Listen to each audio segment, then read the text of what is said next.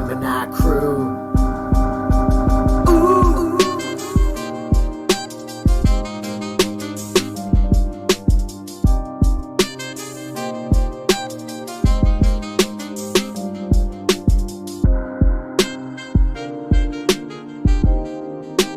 Oh yeah, you know what time it is. People of the night. It's time for Mike in the Night. Mike into the night, you're here with Mike in the night. Mike into the night, you're here with Mike in the night.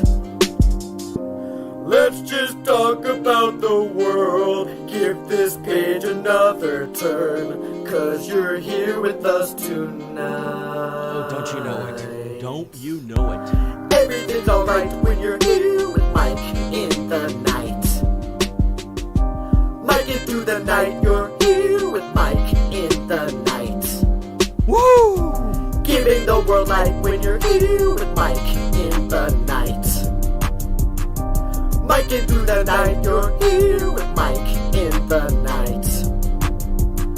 Sometimes things are just absurd, so let's just talk about the world, 'cause you're here with us tonight. I love China. Mike in through the night, you're here with Mike in the night. Woo! Mike in through the night, you're here with Mike in the night. Let's just talk about the world, give this page another curl, 'cause you're here with us tonight. I bid you all good morning, good evening, and good night wherever you may be watching this transmission. Whether you're watching us from your condo in the sky, or your cabin in the woods, or just couch surfing, or maybe on your next road trip, or relaxing in your lazy boy. People of the night, welcome to Mike in the Night.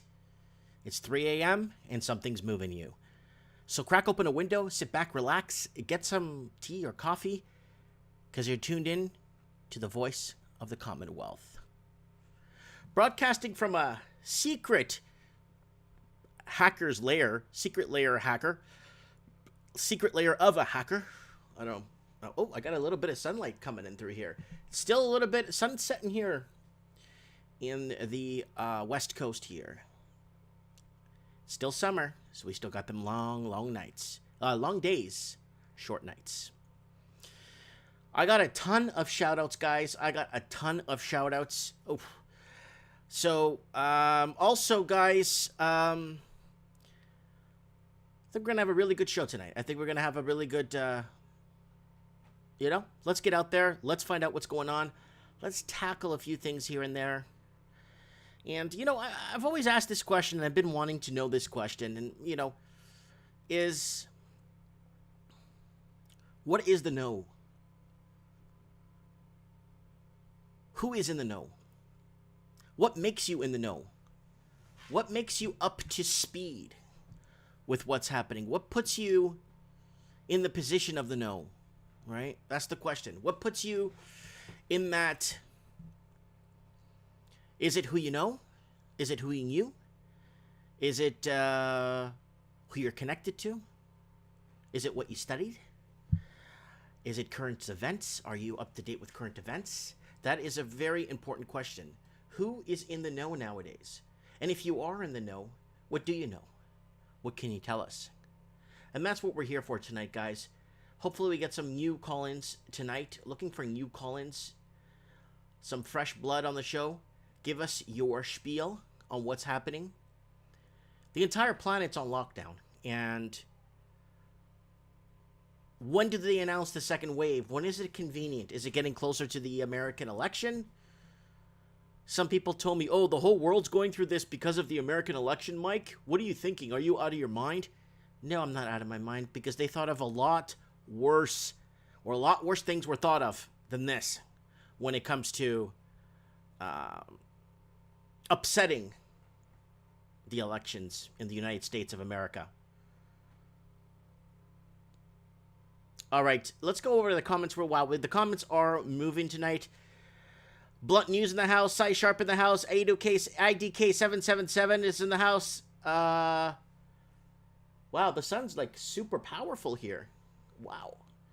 Sorry, guys, about this lighting. I just didn't expect the sun to come through 2 houses and through the mountains and through a whole forest of trees. But light always finds its way. The light finds its way no matter what. Let me adjust this mic here so I could sit away from the sunlight here. Wow. Mic in the night. Okay, guys, we got lots going on. Look at this guy. Let's do a quick channel plug before we go into some of the current events that we're dealing with right now. Or what we're in the know. Are we ready for this? Are we ready for this announcement? Do we deserve to know? Who knows? Why don't we know? Who do we know? Who knows? I think we'll never know in our lifetime. All right, let's go into a quick channel plug here. All right, guys, don't forget to subscribe. Article scan, please. Guys, don't forget to subscribe to the channel here. Don't forget to set your reminders to Mike in the Night, upcoming shows, trends in the housing market. Set your reminders right here, guys. And because YouTube won't remind you, so go ahead and do it yourself. Let's do a quick refresh here. Look, we're live. Wow, 103 people watching already. Holy smokes. There's more people. I was just looking at the CNN YouTube site. They had 63 people watching their live stream. Holy smokes. Okay, don't forget to shop. Shop the Mike Martin store. Mike in the Night. Lots of cool swag here if you guys want to pick up something really cool. Come on down and pick something up and support the channel. And guys, if you want to send me show tips, don't forget to follow me on Facebook. Go ahead and follow me on Facebook if you guys wish to. And if you guys also want to follow me on Instagram, go ahead and send me show tips on Instagram. Guys, if I don't get back to you on Instagram right away, it's because I just found your message and it was held for review for some reason, and then I have to go into another file. If somebody needs to somebody should be able to just message me. I don't need Instagram to put it aside and say, maybe you might not want to hear from these people. What does Instagram know who I want to hear from? Or what does the algorithm know and who I want to speak to? They think they know. And it goes back to what I asked. Who's in the know? Who knows what? And we're going to find out here tonight on Mike in the Night. Look at this guy. Okay, we need Mike in the Night keychains. Yeah, maybe I'll see if I could do something for you guys. Not a big deal. Sound advice scary. Mike in the Night pens? Yeah, sure. When was the last time anybody saw us beating, let's say, China? Yep. All right, let's get into some up-to-date, up-to-date news here, or what's happening here. Let's go start off first with Zero Hedge. Trump signs executive orders on COVID relief payroll tax. So it looks like payroll tax, are they gonna, I guess, hold or not take so much? Because in Canada, like, you make $1,000, you take home $700 in Canada. The more you make in Canada, the less you take. Like, I mean, it breaks it down so much that you barely. I know a guy that said he made $143,000 one year, and he took home $83,000 after tax. So, yeah, this might be good for some people that are taxed to the hilt. Feds uncover most sophisticated tunnel in U.S. history along the southern border. Homeland Security investigations and our esteemed law enforcement partners swiftly and effectively work together to uncover. No, they didn't work quickly and effectively. This tunnel, by the looks of it, looks like it's been in some sort of lodge. It goes from here from Mexico, and it ends up in Tito Juano here's backyard here in California somewhere. So there it is there. Yeah, no, this tunnel looks like it's been used quite a bit, actually. So there it is there. So they took it from there and they brought it here, and it ends up in someone's basement or something somewhere. Yeah, I think this has been in effect for a while, judging by its condition. China Indo-Pacific neighbor stands up to its hegemonic ambitions. Unless Beijing takes steps to correct its mistakes, dial down its rhetoric, and address the disputes, it's likely that this is going a growing surge of anti-China sentiment may turn into a tsunami. Oh yeah, it's going to get worse before it gets any better, guys. So just relax, okay? Look at this guy. South Dakota governor reportedly made a replica of Mount Rushmore with President Trump added on. Okay. Social media imposing modern-day Hays Code on political speech. Nearly a century later, lawmakers are once again awakening to the power of centralized speech controls by turning to social media companies to impose constraints traditionally prohibited under the First Amendment. So they want them to use the platform, or they want them to say, hey, this is a private platform. This is a corporation. This has nothing to do with what the First Amendment is. It has nothing to do, doesn't have to abide by the First Amendment as being a corporation. Now, the deal with that is it's interesting and it's true. But all it's going to take is a bunch of these. I'm gonna send a plea out there, a plea, please, to the 7-8 cyber guys or cyber guys that work for some sort of Microsoft or for Amazon or something. Those cyber tech guys. You know, there's about 6 or 7 of you to a 2-bedroom home or condo. I don't blame you guys for it, but it's tough. I'm sending a plea out to you guys to really grassroots from the ground, a real platform. And the key, let me tell you what the key to it is. Spending 95% of all profit made on it into advertising it. Coca-Cola got big not because the drink was great. Coca-Cola got big because they spent 85% of their income, or 85% of the money they made, into advertising. All over. In the 30s, 40s, and 50s. Everything, almost 80%, 85% of what Coca-Cola made went into advertising. A lot of people don't know that. But yes, it was everywhere. Always Coca-Cola. Now, if they could manage to create some sort of a platform for people like people that are not welcome on the pour gravy down your pants platform, which is YouTube and ThemTube, and now BitChute and other platforms are getting nailed right now as we speak. And it's going to continue until there's something out there or someone out there puts their foot down and says, you know what? Yeah. You know what? There's 8 of us living in this 2-bedroom apartment. Let's actually start putting together a platform. Let's start doing something to actually create something. So anyways, one thing I was told today, that there's these Back to the Future websites that are being built. No, not the movie, but a Back to the Future website where people are taking screenshots and saving all news media going back till like 2008, 2007, and backtracking it and saving it and archiving it in huge archives so that it doesn't get deleted or it doesn't get removed. And that's so important, because once we start losing our history, it's doomed to repeat itself. Anyways, I don't want to get philosophical here tonight. And look at this guy. So, inside one of the Big Brother's location harvesting contractors, which tracks hundreds of millions of phones, again, the direct collection of such data by a business closely linked to U.S. national security agencies is unusual. Oops. Let me go to article scan here. TikTok. Twitter reportedly joins growing list of potential TikTok suitors. Twitter joins the battle for what could be the last major tech M&A deal for a while, as antitrust fervor in Congress and the White House accrues genuine bipartisan support. CIA stuns in saying no evidence. TikTok giving its data to China. CIA weighs in as Trump advances controversial ban.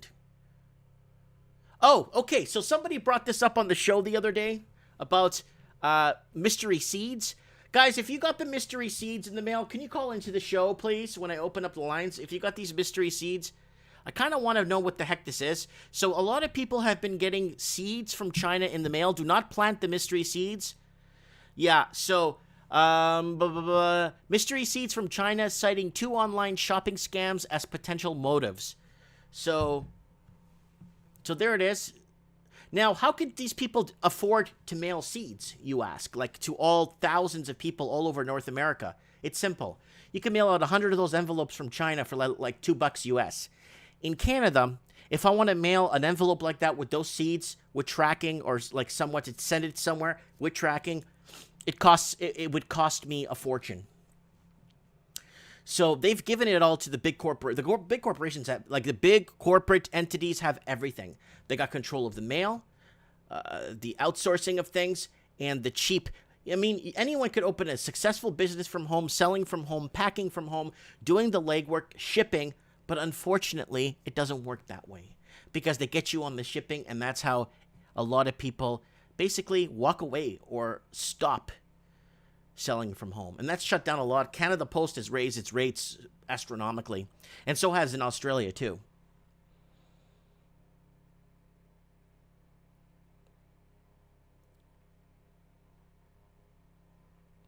Okay, so we got U.S. passes 5 million COVID cases, but Israel passes 3 million. So then it goes back to what we said earlier. It goes back to what we discussed in the earlier video I made today. If you guys remember the video I made today that I had to put up 4 times before it allowed it to be posted. I don't know if you guys remember the video I posted about how someone came into my store over the weekend and basically told me that they work with respiratory emergency in the ICU. And since January, in a major city, 1 person has passed away from COVID. 1. And they were riddled with a pile of underlying conditions. Riddled. Look at this guy. Riddled.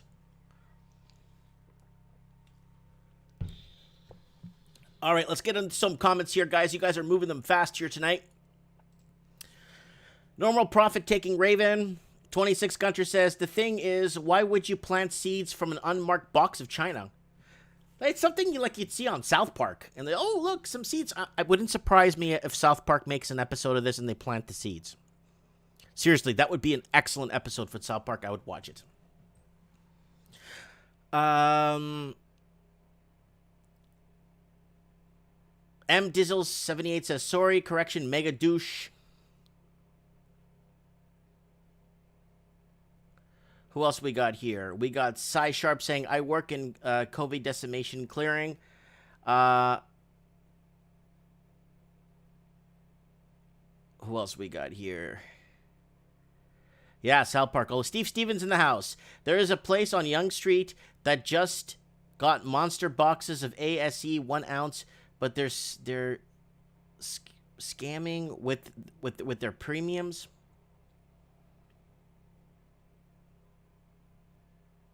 Lower Scratchers in the house. Thanks for joining us. Mike Martins, you should join TikTok and promote real estate crisis worldwide. Lord Humongous shared us a YouTube video.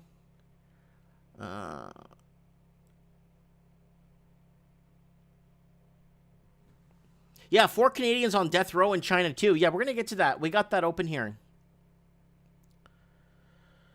Captain Nobody says, open lines. We want to get some first-time callers in, too.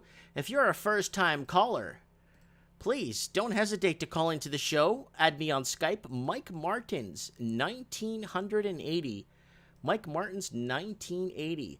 So before we head off to some news from the Middle East and moving on into Asia, we're going to discuss a bit of this weird lockdown that's happening, and a lot of states in the U.S. now are setting up checkpoints and military checkpoints, and then now places in Australia are doing it too, and we got a lot of places now that are complete lockdown where you can't go within 5 miles, and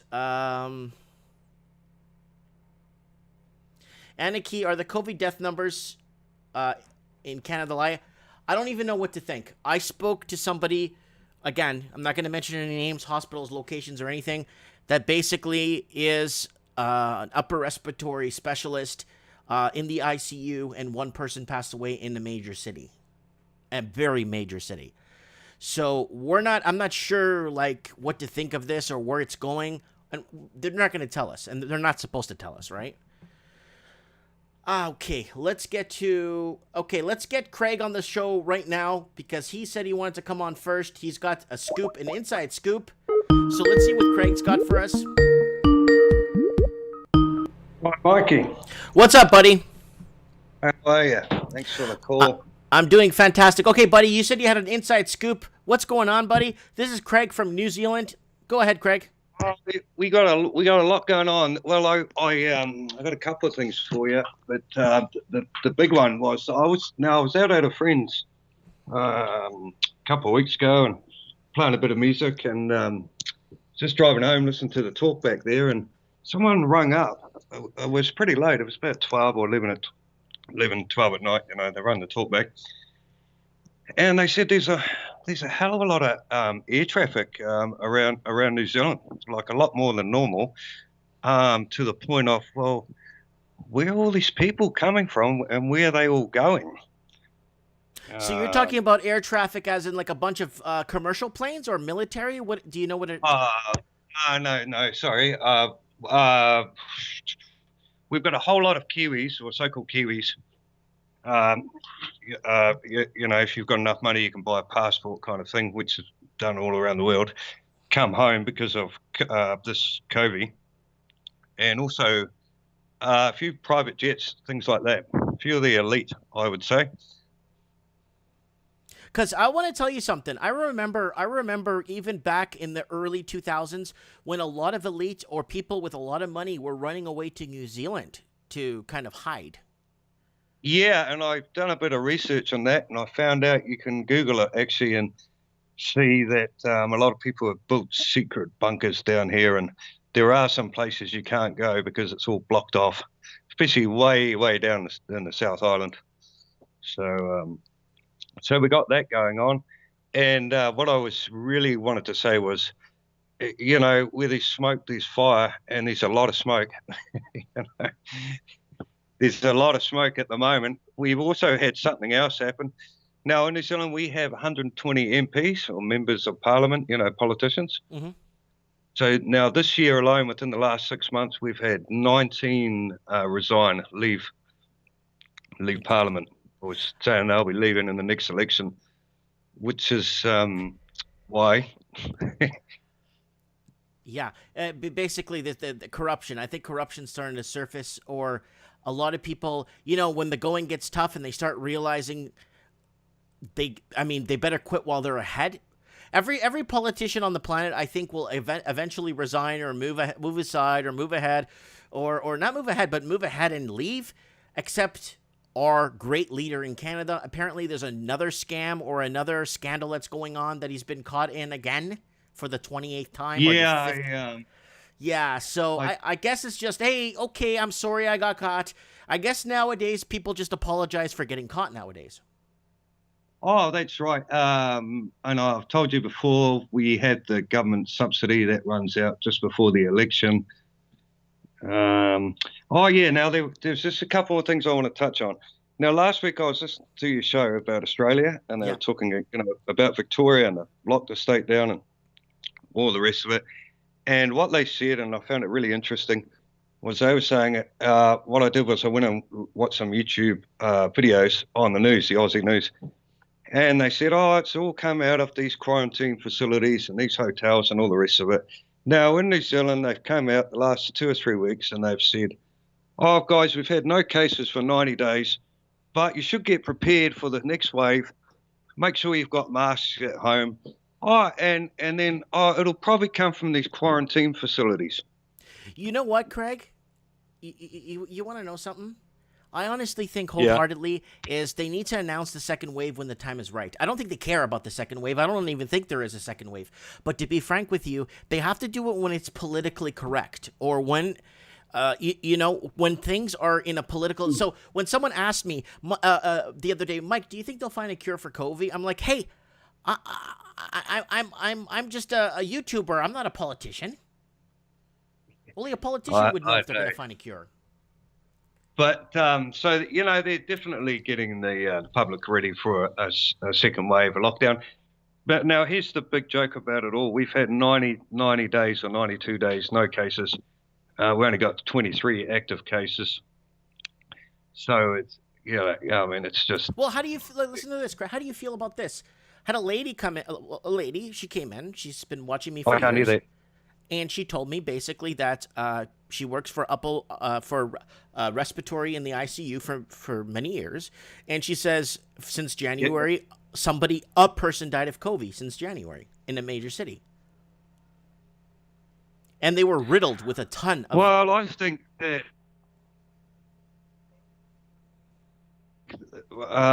honestly, I think, the question is, why do they want everyone at home? What are they doing behind the scenes? Are they moving military around? Are they rolling out 5G? I mean, what's really going on? I've done a bit more research too. I had a look. Like, I know the Chinese have been really busy in the Pacific, buying up, Bougainville and Vanuatu, and parts of those islands, put a lot of infrastructure in there. They bought out farms in New Zealand. They bought out dairy farms, some farms and things like. Yep, in New Zealand they sold to the Chinese. Yeah, they bought up a ton of dairy farms there in New Zealand, and they bought up a huge amount of just all kinds of just vacant land they bought. Yep. So I think, personally, that, the reason why they've got everyone at home is because they're doing something behind the scenes. I'll never tell you what it is, but I think they're moving things around. And then, of course, they had this other bombing in the Middle East, and just to throw a bit of fear in there. Yeah. Which, because, I mean, as soon as I saw that, I thought, oh, yeah, it's 9/11 again. You're just trying to scare people. No, that's about it. There was another thing. Now, just to sum it up, I seen a guy today at my church, and he's an older guy, and he bought his house for $22,500 in the 70s. That house is now worth $2.5 million. Woo! Yeah, just give you an idea. And I had to stop myself swearing at him because he was going down the line of, oh, yeah, but I worked really hard and, I deserve it. It's like, yeah, I know you worked hard. I'm not saying you haven't, but, have my wages gone up that much? Yeah, so, that's the thing. If you owned a home at the right time, it's a lottery. All right, Craig, I'm going to let you go. I appreciate your update. We'll talk. We'll talk soon. Great. Thanks, Mike. God bless you. I'll keep watching. Bye. And shout out to all the Kiwis in the room. Bye. Yeah, Kiwis. Woo! All right, we got Craig Cook in the house. You'll see him in the comments there with a Okay, let's get somebody in from one of the lockdown regions. Let's see if we could get, what's her name on here? Here we go, Anna Key. Let's see if Anna, pick up the phone, man. I want to talk to you.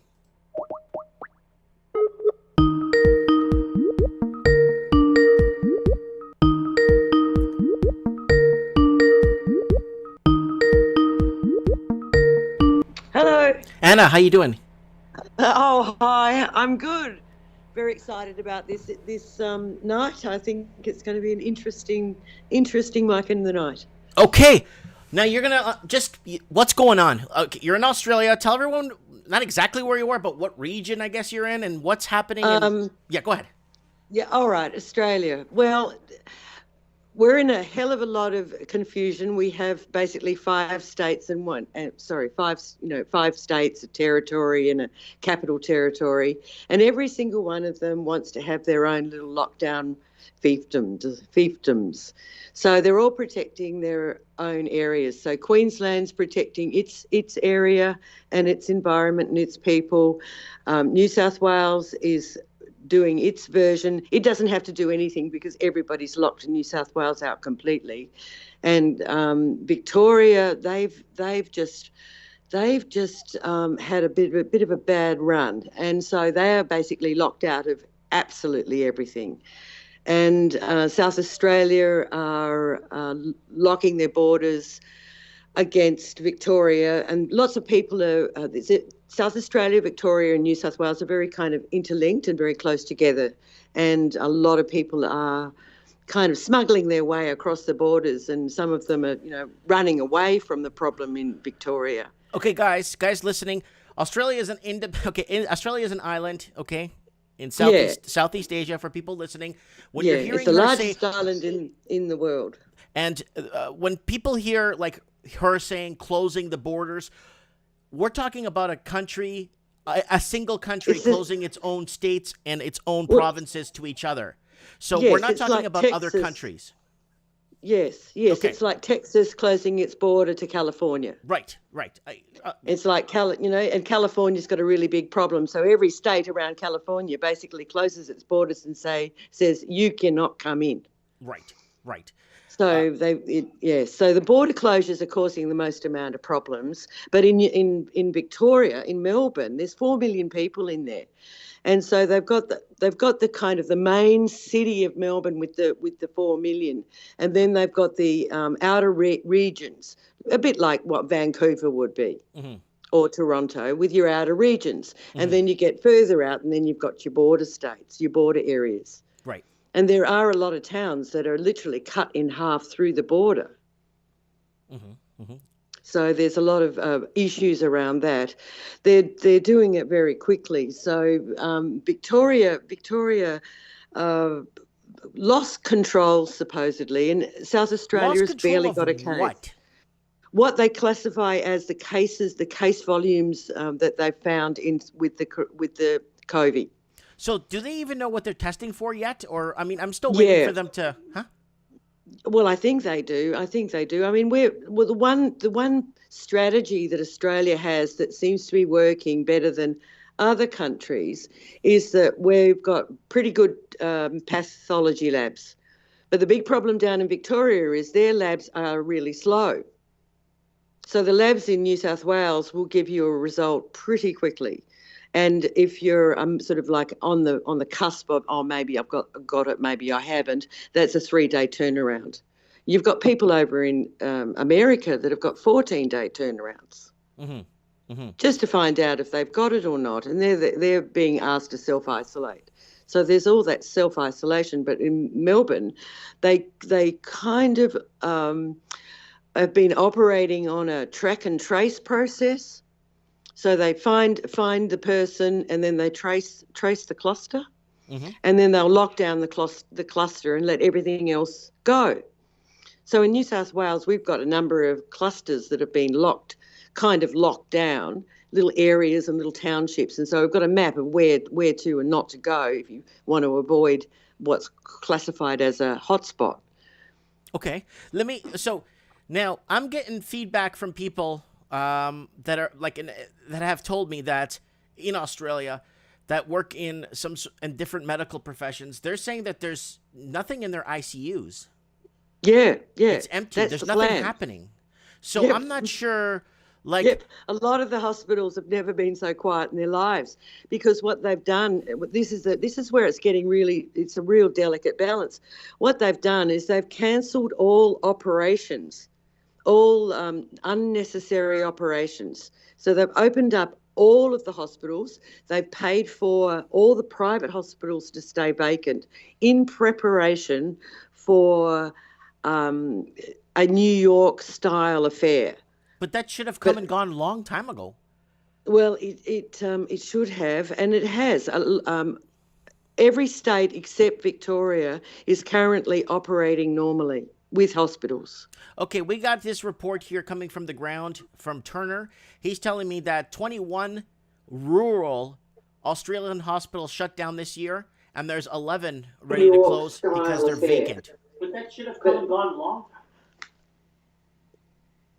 I don't know about the rural hospitals shutting down. I have got contact with a nurse that works for a hospital in Byron Bay, and that would be considered a rural hospital, and they're working. Okay. But they did. Some part of my story is around people I know, and I Sure. don't go hunting down all the other rurals. I mean, those rural hospitals have been in trouble pre-coronavirus, if you know what I mean. They've Just like been they just like haven't this been able to get economic doctors. Well, just Yeah, this yeah. economic financial issue a lot of people have been in, and the banks have been in, Yeah, and everyone's been exactly. in. Yeah, yeah. The rural hospitals have been kind of having trouble. They're having trouble getting doctors and professionals to go there. People are choosing to be in the cities where it's more, they can get their Savile Row suits. Country is different, and they can't, their options are limited. And you've got to be a real country bumpkin-y kind of person, and you've got to like that kind of lifestyle. And a lot of the medicos, they go into hospital because they want the money, and if they want the money, then they want to be able to show it off. Yeah. You can't show off money in a country town. So is your specific area locked down? No, no. Okay. No, not at all. I can go anywhere I want to go. I can go to restaurants. Not that I would want to, because the sad part about it is, before you know it, if you've frequented a particular restaurant, suddenly there's your big cluster, your big friend contact list, then you're shut down. So if you go to a restaurant, you take the chance, you sort of can take the chance that you're going to be caught in one that's been caught with coronavirus in the restaurant. Mm-hmm. So what they do is they grab the person, lock the restaurant down, put it in for deep cleaning, and then contact absolutely everybody that's been in the restaurant and every contact around. So they do all of that massive track and tracing. Mm-hmm. They grab everybody almost immediately and demand that they self-isolate, and if they have symptoms, to go off and get testing. And the testing's free, easy, and available anywhere, and they'll put up test sites almost in front of the restaurant if they needed to. Mm-hmm. So they're doing they've got a completely different sort of process. But sadly, Melbourne, the whole suppression and track and trace procedures that they had all agreed on. So Melbourne's really our only one. I mean, there's nothing in Northern Territory. There's nothing in Western Australia. There's, I think, 2 cases in South Australia, which is, under control, nothing, and virtually nothing in Queensland. And New South Wales has copped a bit from people coming out of Melbourne. So that's why we've sort of locked off Melbourne completely. And that Queensland copped them from coming out of Melbourne. So Melbourne's our sort of area where there's 7,000 active cases out there. And what went wrong and why they've locked it down is that a lot of people with the virus decided that they weren't going to self-isolate. They were just too special for that. So they're going to go out and frequent as many places as they can. So they've got 7,000 active cases. Okay.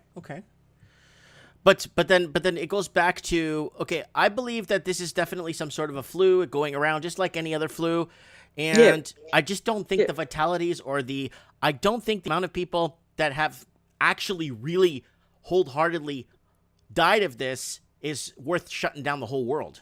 Oh, I've always thought it was the wrong process. They should have basically got all those people, the old age homes, they should have done all the work in and around the old age homes and the carers, and they should have locked them into a sort of a real kind of care strategic package. And then they should have basically got everybody else that's got asthma and this, that, and the other, and all of the people that felt that they had comorbidities that may be affected by it, help them stay at home if they feel vulnerable, but everybody else should be allowed to get on with it. I got a message here. That was me. I got a message here from a Skype message here from Bronco from South Dakota. Says the 4 people in South Dakota that died from this virus were all riddled with a ton of underlying sicknesses. Honestly, I think some of those people in the old age homes would be wishing for coronavirus. Mm-hmm. End it all, please. Because we don't have euthanasia or any of those sort of things, and it's fundamentally in this country we keep people alive even if they're absolutely non-compass, not capable, not able. They're just breathing. Mm-hmm. Mm-hmm. And I'm pretty certain a lot of them would be going, bring it on. I know I would be if I was in one of those old age homes. Mm-hmm. I'd be going, you beauty, thanks very much. End this, please. So what do you see happening? Do you when I saw that article that basically they are in the state of Victoria or the province of Victoria that they're looking to shut down the province for 2 years? That's what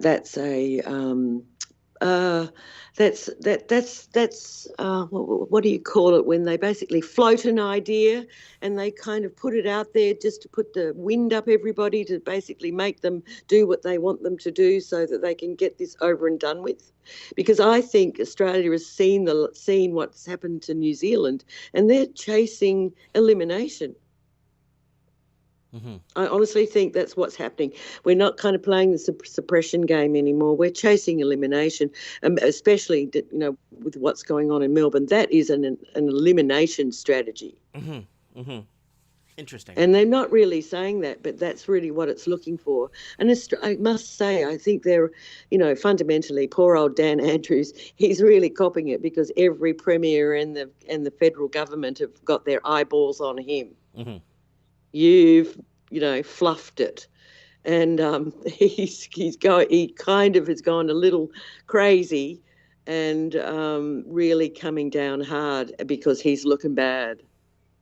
So how long before they roll out the social credit score in Australia? I know they have it in Darwin, and they're kind of testing it out in Darwin, and they look. Yeah. Have they been putting up cameras around you, or are you still too far away? No, they're not. They're not putting up cameras around me. Okay. They've got a test site up in the Gold Coast. That's it. Telstra are basically going to be rolling them all out. There was a great big documentary that we've got hit with on Four Corners on ABC that basically gave the full why 5G is great. It was all the scientists that they really rolled it out to try their level best to make everybody feel like 5G is going to be the next new wonder drug. And a lot of people, we do have a group of people that are fighting it and all of that sort of thing. But if it's associated with social credit score and all of that, I'm not sure whether I'll try and work on, fighting that kind of thing. But fundamentally, they've been doing it vicariously in other ways. They seriously have. And if you want to get involved in any government handout, you basically hand it over. Ooh. So you hand it over to get a handout. Yeah. So you're pretty much owned anyway. The social credits, we don't need the social credit score. This whole COVID thing has done it. It's planted the seed. Or everybody that's receiving Job Seeker, everybody that's receiving Job Keeper, all the companies that are receiving all of the bonuses inside loss of income, everybody has been affected by this. So everybody at some point would be operating within the confines of the government. The government have the control right now. Right. All of this has, so social credit scores, who needs that? We don't need it. It's there. I couldn't believe what I had to do to get my company had to be pushed into the government business portal inside the government website, and I had to be verified by passports and driver's licenses and birth dates and addresses, you name it. It was ridiculous. Wow.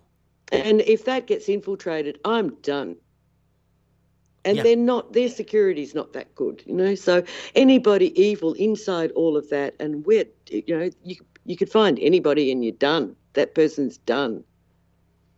The information that the government are extracting from us is as good as a social credit score system. Right. Well, so I don't think that will even be an issue. They've tried really. They sort of realise they can't kind of crack it yet, because they brought in a tracing app. That's correct. And so they brought the tracing app in, and I had a lot of pushback with people that didn't want to do it, and I had to basically just say, look, the sooner you do it, the sooner they'll stop hounding you to do it, and you don't have to turn it on. They can't kind of get to you at that level.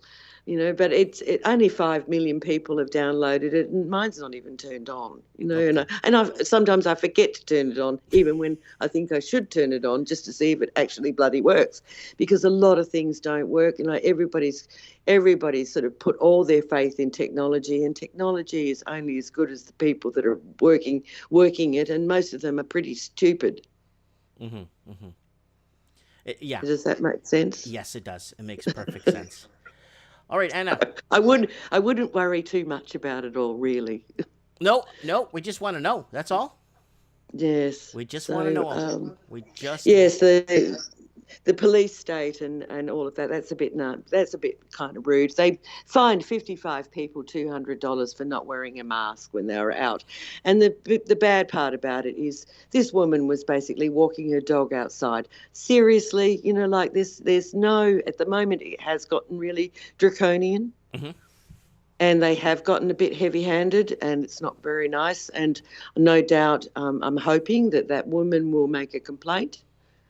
Yeah. I hope they make a complaint. But there's a lot of confusion down in Australia, because we do see America and we do look to overseas. So we've got an entire population that are totally confused. Is it next year, you guys? Next year, are you in an election year, or the year after? Oh, I don't pay any attention. Because that's probably when the second wave is going to come. Oh, you think? Yeah. Oh, I'm kind of hoping that they will get to that, elimination stage, or they finally work out, hey, we've got modalities that can take care of people if they do get sick. But the doctors and nurses down in Victoria, they fundamentally are working. They seem to be. Well, that's what we're being shown, that they're overwhelmed. They're up to capacity. They've got tons, showing photos of tons of people on ventilators, and there's the big stories about it all. So, I mean, what do you believe? I mean, the trouble is we've now been infiltrated with so much fake news. I mean, this one woman was in Bunnings, which is a little bit like Home Depot, and she's screaming at the top of her lungs, obviously, and with her phone on, doing video of her First Amendment rights, because she was asked to wear a mask. And we're not American. We don't have First Amendment rights. Mm-hmm. So we've got people in Australia thinking they're in America. Right. And that's what I keep saying. Once America falls, the rest of the world will go with it. I don't think so. Well, once that Constitution gets annihilated or eradicated, a lot of other countries, it'll leave a portion of the world in the dark, right? I'm hoping, Canada will step up. I'm hoping Australia will step up. Yeah. I'm hoping, I'm hoping that countries will step up. I mean, if America implodes on itself and China does the same thing, then there's a lot of countries that can quietly just get on with it. Mm-hmm. Mm-hmm. We don't, we look to America, but really all I feel that I'm looking to America is to see what not to do. Mm-hmm. I understand. I totally understand. Canadians, you just that's why we go global. We try and work out what everybody's thinking, what everybody's planning, and how we can have a better life or make it better for other people. Right. No, that's why, the whole housing thing is a great place to start, because a home is a home, and that's where we're taking advantage of that. Yes, and that's where the fight really has to go to. I think the banks have got to go. Mm-hmm. Mm-hmm. I mean, what I'm seeing on the internet as far as advertising is loans, cheap loans, better loans than the big four banks. Payday loans, party loans. Yeah, loans. I sort of went, oh, you beauty, it's all they're pushing loans, and loans. And it's like, oh dear. Mm-hmm. I don't quite know how it will unravel, but as long as people start to becoming aware of it and find ways around it and slowly walk themselves out of all of that thinking that debt's good. Mm-hmm. Yep.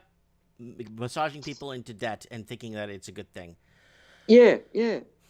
Yeah, people are used to it. Oh, the old timers don't know nothing. What are they talking about? They yeah. Well, they're massaging people into believing that going into debt or going into self-slavery is the best thing to do, and it's the worst Absolutely. thing. And I know, and I was having a discussion around this, and this woman had put her house up. She's currently in some strife, and she's got a distribution, a jewelry, trinket distribution, gift kind of items to sell that she sells all through Queensland and all the tourist areas and all through New South Wales and all through Victoria. And so 30% is from each state. So she's been cut out of Queensland and she's been cut out of Victoria. So she's lost 60% of her revenue. But she was told to put her house up as collateral for increasing her business. And so now things are starting to look really quite serious, and her house is under jeopardy. Like her life and her home is now going to, if this continues, is going to start to become a bit of a problem. Yeah. And it's sort of, my friend was basically talking about the bad decisions that she made, and I'm sort of thinking, no, because what I've experienced over my time, it's not the bad decisions that I made, it's the bad advice that I'd been given. Right. From my accountant. Right. My accountant was going to get me into vehicle lending, leasing vehicles and margin loans in the stock market. Yeah. That was advice from one accountant was leasing vehicle, told me I should lease all of my vehicles, and the other accountant told me that I should get margin loans and go on the stock market. Yeah, no. And these are professional CPA accredited accountants. But they should be also liable for any losses then, if they're going to. They're not, and this is the interesting part. Somehow, through all of their, it's a little bit like, no dentist is liable for pulling out the wrong tooth. They're not liable. They've got disclaimers everywhere that you are responsible because you contracted that person as your advisor. You want to hear something funny? If you want to get a job in Canada, be an accountant. You could take a whole bunch of accounting jobs and not even know how to do accounting and collect money from all these companies and then just walk away. Yes. And then they would call the Canadian Revenue Agency. Well, I gave it to my accountant and he hasn't done anything, and I've been paying him all these years to do stuff. And you know what they say? Oh, no, it's your fault for choosing your accountant. In Canada, you could be a successful accountant without really doing any work, because you'll never be chased down by the government, because the government investigates the businesses, and the businesses are at fault for hiring their accountant. Yep, same here. So very similar. So that's, Australia's got very similar laws in that regard, and the disclaimers, it's fundamentally the onus is on you in every occasion, and yet you are not educated to be able to make you're not in the position to be able to make a good judgment. It takes ages, and unless you've got people that around you that care, that mentor these young ones to say, hey, you've been listening to the wrong people, you're going down the wrong track, that accountant's not doing you a favour, he's doing himself a favour. A lot of people don't see any of that. They sort of come out of the family home with the parents that look after them, and then all of a sudden they go into the environment and they're fodder. I went to the school board. One of the big, I petitioned, this was about 5 years ago, I petitioned to the school board to add a credit counseling course in grade 11, like to make it mandatory in grade 11 to understand credit and credit counseling. Like, so this way they understand the dangers of this. They looked at me and they said, that's the most pathetic thing I've ever heard. Well, that's something that you probably should rally behind and get a lot of people to basically push that into the schools, because that's exactly what I would love to do. One of the education board ministers told me that's the most pathetic thing. Yeah, that's disgusting. That is absolutely disgusting. And that, like they're too busy basically talking about gender inequity. It's like, how important is that? Not in the whole scheme of things. The fact that, and who controls the education system? The government. The whole thing is one great big Mobius loop. It is. It's an undefined, undescribable loop of death. Yeah, it is. It's just one hand washes its other. So let's basically not teach our kids maths so that we can keep them stupid, so they get themselves in complete slavery debt, and then make them feel like it's their fault for doing it. Yeah, exactly. Don't teach them. Give them a gun and they shoot themselves. Oh well, we didn't train them how to use a gun, did we? Right. Right. Exactly. They give let's put everybody on the let's just put drivers into cars and set them out on the roads. Right. No training. No training. And that's the sad part. And when people hit, how they say, once you finish school, you hit the real world. And once you're in the real world, you start realizing what things are. But people could be learning a lot of mistakes, or could understand mistakes that could potentially be made that create some sort of destructive pattern for the rest of their lives. They could avoid all that. Well, that then stems, but what's going on there? That then sets the path for them to be upset, sad, depressed, lonely, unhappy, look to drugs. There's your drug problem, or look to suicide. And drugs actually, this starts with drugs. Look to drugs and alcohol for some way of washing it out because their brain's in a fog, and then they go to suicide. Mm-hmm. And it all starts from them being basically innumerably illiterate and not understanding how to sort of live in a financial world where it's all about money. Mm-hmm. I understand. I totally get it. Sure. And that's what we're blinded. We're blinded. All right, Anna, we're approaching our first hour, and I'm going to do a quick channel plug. I'm going to let you go, but I appreciate you giving us an update on what's happening in your neck of the woods. Yeah, sorry, I got distracted. No. I got sidetracked. Sorry for what? We're having a conversation here. I was supposed to be talking about Australia and its lockdowns. It's okay. It doesn't matter. One thing leads to another. You know that, right? Yeah, it does. And that's how we start, I guess, opening Pandora's box, if so to say. Yes. Well, yes, I'm good for that. Yes. Okay, Alrighty. Anna, you take care. You stay safe where you are, okay? Yeah, you too. Keep us informed. Night all. Good night. Bye. That is Anna Key out of Australia giving us a little update on what's happening. Everyone's telling me to call Liam. Liam, who is should be in the middle of a riot right now in Thailand. Let's do a quick channel plug, guys. If you guys don't mind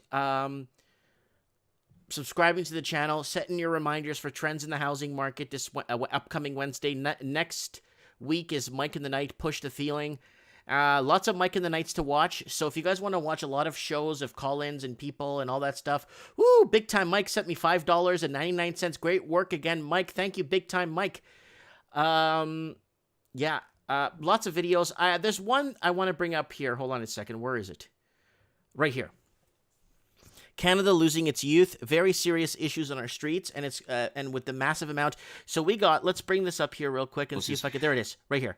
We had more people, 2,706 overdoses in the province of British Columbia, and more people, our youth, are dying on the streets of overdoses, and that's a lot of people.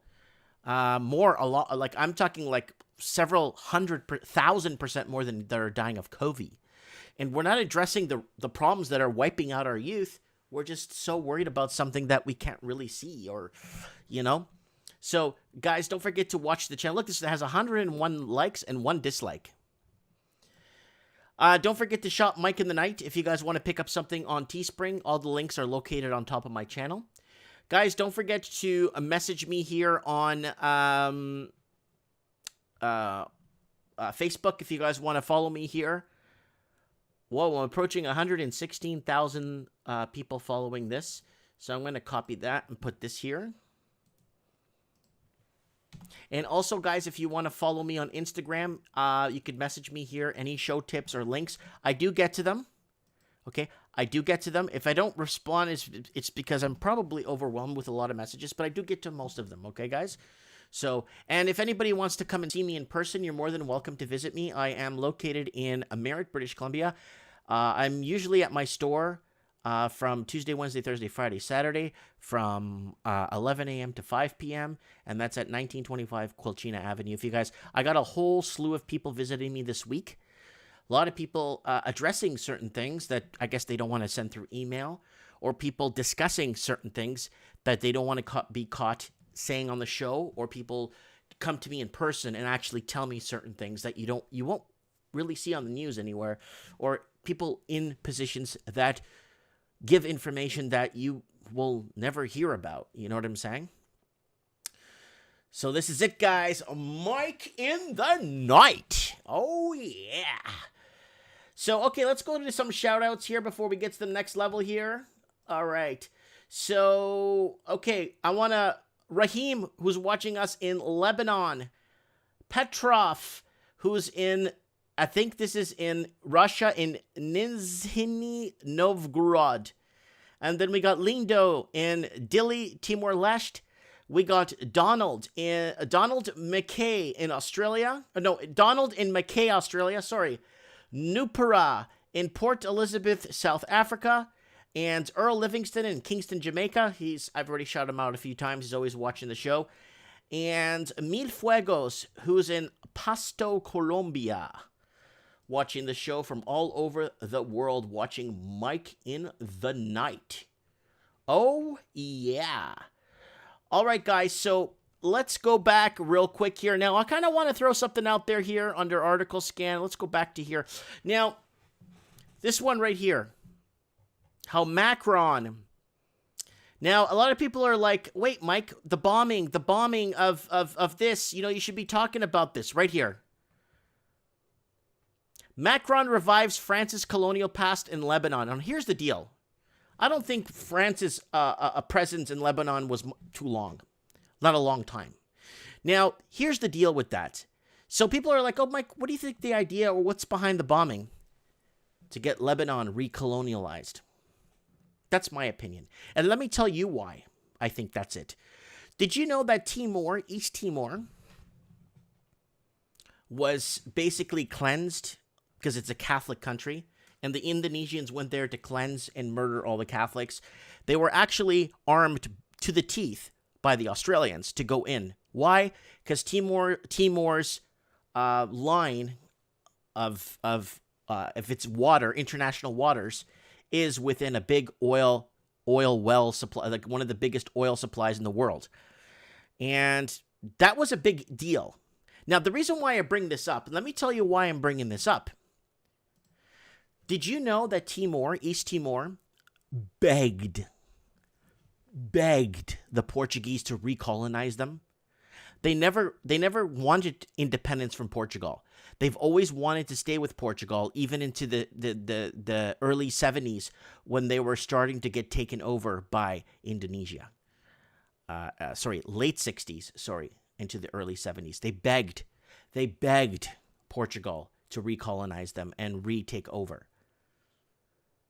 Now, here's the deal with that. The Europeans said, no, you can't do that, Portugal. If it was Germany or France, no problem. Because the Germans, the French, all the other colonists were kicked out of their colonies because they did nothing there but cause troubles. But when the Timorans were under Portuguese rule, guess what? The Portuguese left them alone and let them do their thing. The only thing they had was language, Portuguese. Did you know, a lot of people don't know, that Mozambique, Portuguese Africa, has begged Portugal to recolonize 11 times since independence? Did you know that Angola has asked? There's even an opposition party to get the Portuguese recolonizing Angola. But the European Union said, you can't do that, Portugal. You can't do that. But when the French want to go in and recolonize something, guess what? Go ahead. Why? Because the French are playing the game. The French are in the game. Why do you think Portugal continues to be one of the poorest countries in Europe? Even though they controlled a good majority of the world. Why do you think the official language in South America is Portuguese? The official language in South America is Portuguese. 208 million people speak Portuguese. Why? It's because the Portuguese there for 500 years. Portuguese in Angola, 500 years. French in Lebanon, 25 years, 30 years maybe. So I look at this and say, oh, yeah, the French can do whatever they want, right? So, okay. Big Rob New Zealand says Portugal is one of the good guys. Yeah. Did you know that the Portuguese were sanctioned to death by the Americans because they refused to give up one of their islands for the Americans to build a base on? Did you know that the Portuguese were sanctioned to death and starved to death? Not because they refused to give up their colonies. Not because they had to give up their colonies. Not even close.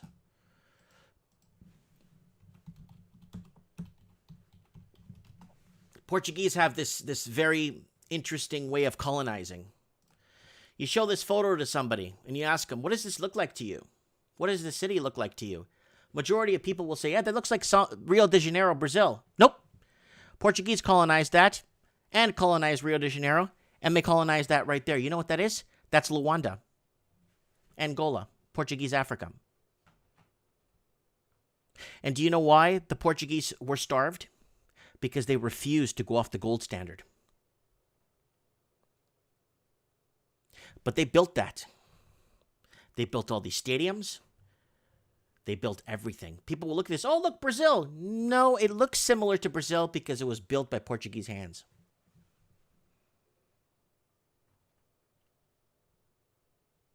And that's what happened. We lost it all. Why?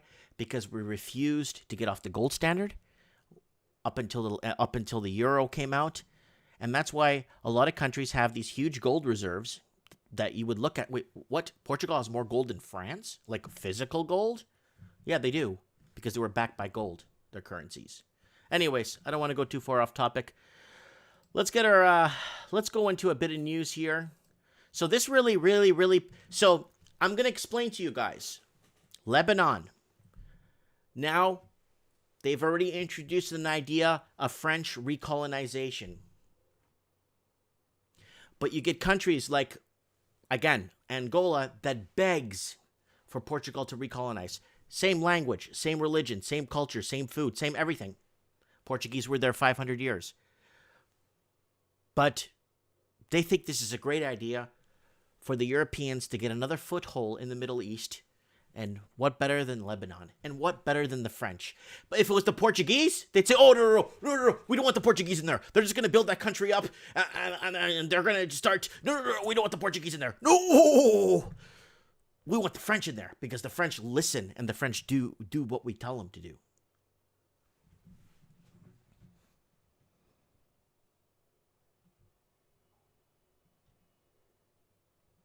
Okay.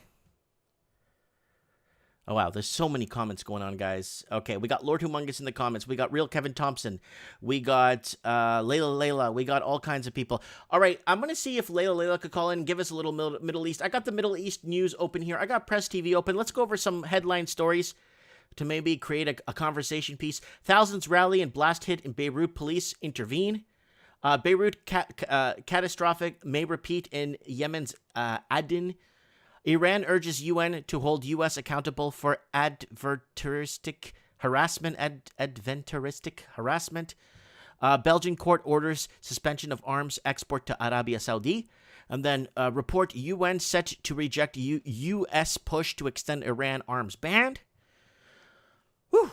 Bolton and his obsession with Iran must take a back seat. What else we got?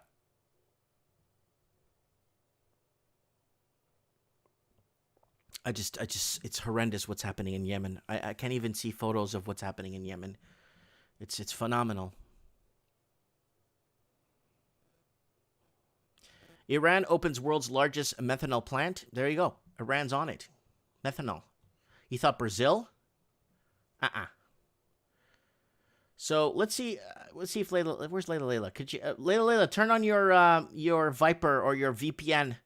I want to, we got our Syria girl here who's in Syria. Give us an update on what is happening. In her neck of the woods there. So let's give her a call here. Hopefully she picks up. Hopefully she picks up. Where's she? Come on. I've always have a tough time finding her here. All right.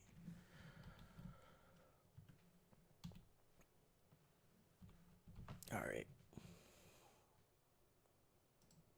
All right. She's in my favorites. Ah, here we go. She just sent me a message today.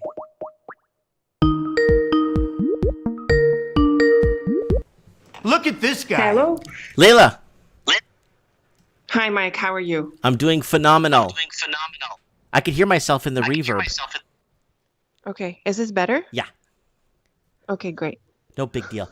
Okay, so lay it out. What's going on? We this explosion. We got this, and then maybe am I barking up the wrong tree when I'm saying that maybe this might be a good chance for the French to recolonize Lebanon? No, because the French themselves are colonized, obviously. So, like someone joked, France is a street corner in China, and it's a number in the European Union list. So, anyone who says that is really off the charts. But what you're hearing, Mike, is these. So they tend to be fringe Christians. They tend to be Christians. They don't have to be. They can be from other sects, but they tend to be Christians, the ones who support something like that. We've heard them come out and say that. What you won't hear is the other half say that they want to go back to Syria. So, pre-World War II, it was one region, with Syria being mainly the country, if you want to call it that. They weren't countries in the way that they are registered corporations today on the stock exchange, but that was the region. So you won't hear that in the news, but you'll hear the France one. Now, as a Syrian, I would never want Lebanon to be in Syria, ever. It is, it's a state of total corruption. It is basically Sodom and Gomorrah, and it has a lot of degeneracy. So I don't think with all of the challenges we already have, I would never want to have to take on Lebanon and go clean up the mess that it is. Now, of course, I'm not saying that what happened is good in any way. No, of course not. It's a major tragedy, and there's a lot of casualties. So I think we're well over 200 people dead at this point. I think 5,000 or 7,000 injured, and there's over 350,000 people displaced from their homes because of the damages. So it's a pretty massive cost for what some people are saying. Israel did not intend for it to be this big. I think it was Richard Silverstein who said that. You can look him up. He's a pretty good commentator. He's a Jewish anti-Zionist analyst somewhere in the U.S., I think, but actually maybe in Israel. And people didn't expect the blast to be this, or the people who did it didn't expect the blast to be this big. So I've sent you a couple of items, Mike, on your Skype. The second one is probably the more interesting one. It's a thermal conversion of the missile. So people are saying that it was an explosion from the nitrate and stuff. Yes, something was burning. The nitrate thing is being debunked by people who seem to know a thing or two about weaponry and the military, and everyone is saying that these are bunker busters. So it's spent uranium, what they call spent uranium, which is a form of nuclear. It's like a mini nuclear. And they're saying that, people have been through decades of war in the region, and this is the first time they ever see anything like that. And it's probably nuclear. A lot of people are making the comparison with Hiroshima, not only from the physical aspects of the detonation, but also they're talking things like, the dates, and it's August, and it was the same thing as Hiroshima, and they're going into all of this occult stuff. So there's that flying around as well. But if you can pull up that thermal conversion video. We're looking at it right now. now. You have? Okay. We're looking at the thermal imaging here with this. So we've had this check. Like we've tried to get people to confirm if this could have been photoshopped. And a lot of people are saying it's not Photoshop. So people took the trouble to, like, graphic designers and, military experts and people in the US. A whole lot of people are looking at this, and they've been able to detect that thing that leaves the drone. You'll see the drone in the article before, the link that I sent you before. So there's a drone flying around the smoke, and then there's a release, something is released from the drone, and that comes out really clearly in the conversion, in the thermal conversion image. Did you catch it where it flies out? Did you see it? Hold on. I'm just opening this Facebook. It was a Facebook thing you sent me? It shouldn't have been. No, it should be just the video and an article linked. There's the video here of this massive explosion. This guy's filming it. He's on top of the... Whoa. Holy smokes. This is the Facebook link you sent me here. I'm not sure. Okay. Let me just double check what I It's sent from you. Al Maideen TV. Oh, that was earlier, Mike. I just sent you today an article from Veterans Today. That article was blocked on social media for a while. Yeah, I have the other one open here right now. Veterans Today. I have it right here. This is the one I went through earlier. In the when you were picture talking. on that one, you see the drone? Yeah, I see that. So here it is, guys. Okay, Israel great. hits Beirut with a nuclear missile. Trump and Lebanese government confirm new infrared images from 2 cameras. So there it is. So this is not fake news. This is like they're confirming it. I could see it here. You could see it here. You could see it here, of course. Okay, and in the thermal imaging, what comes out better is when the missile leaves the drone. So it's very brief and fast, but there's a point where it flies out and then there's the detonation. I don't know if you can catch that. I'm just trying to see. So apparently, yeah, go ahead. No, go ahead. Go. Keep talking. I was just saying that we're trying to get a sense if that was actually photoshopped, and people are like, well, there's no reason for it to be, because it's other images and other footage sort of confirm, the motion sort of. It just comes out a lot better on the thermal conversion, and the drone was captured in a number of angles of the bomb. And another thing that came out is people who were walking around the streets. I can send you that as well later. They were walking around the streets, and you see that they hear something, so they stop, and they're like looking around, and then the detonation happens. So that's where there's an indication that people heard something coming on before it detonated. Yes, definitely. Yeah, just seconds. Seconds. So guys, that's behind me is an image here. Shops. Behind me is an image that was sent, that was in that article that you sent me, the article there from the Veterans article. So if you guys look behind my shoulder here, you'll see, look at all the people scouring through the wreckage here.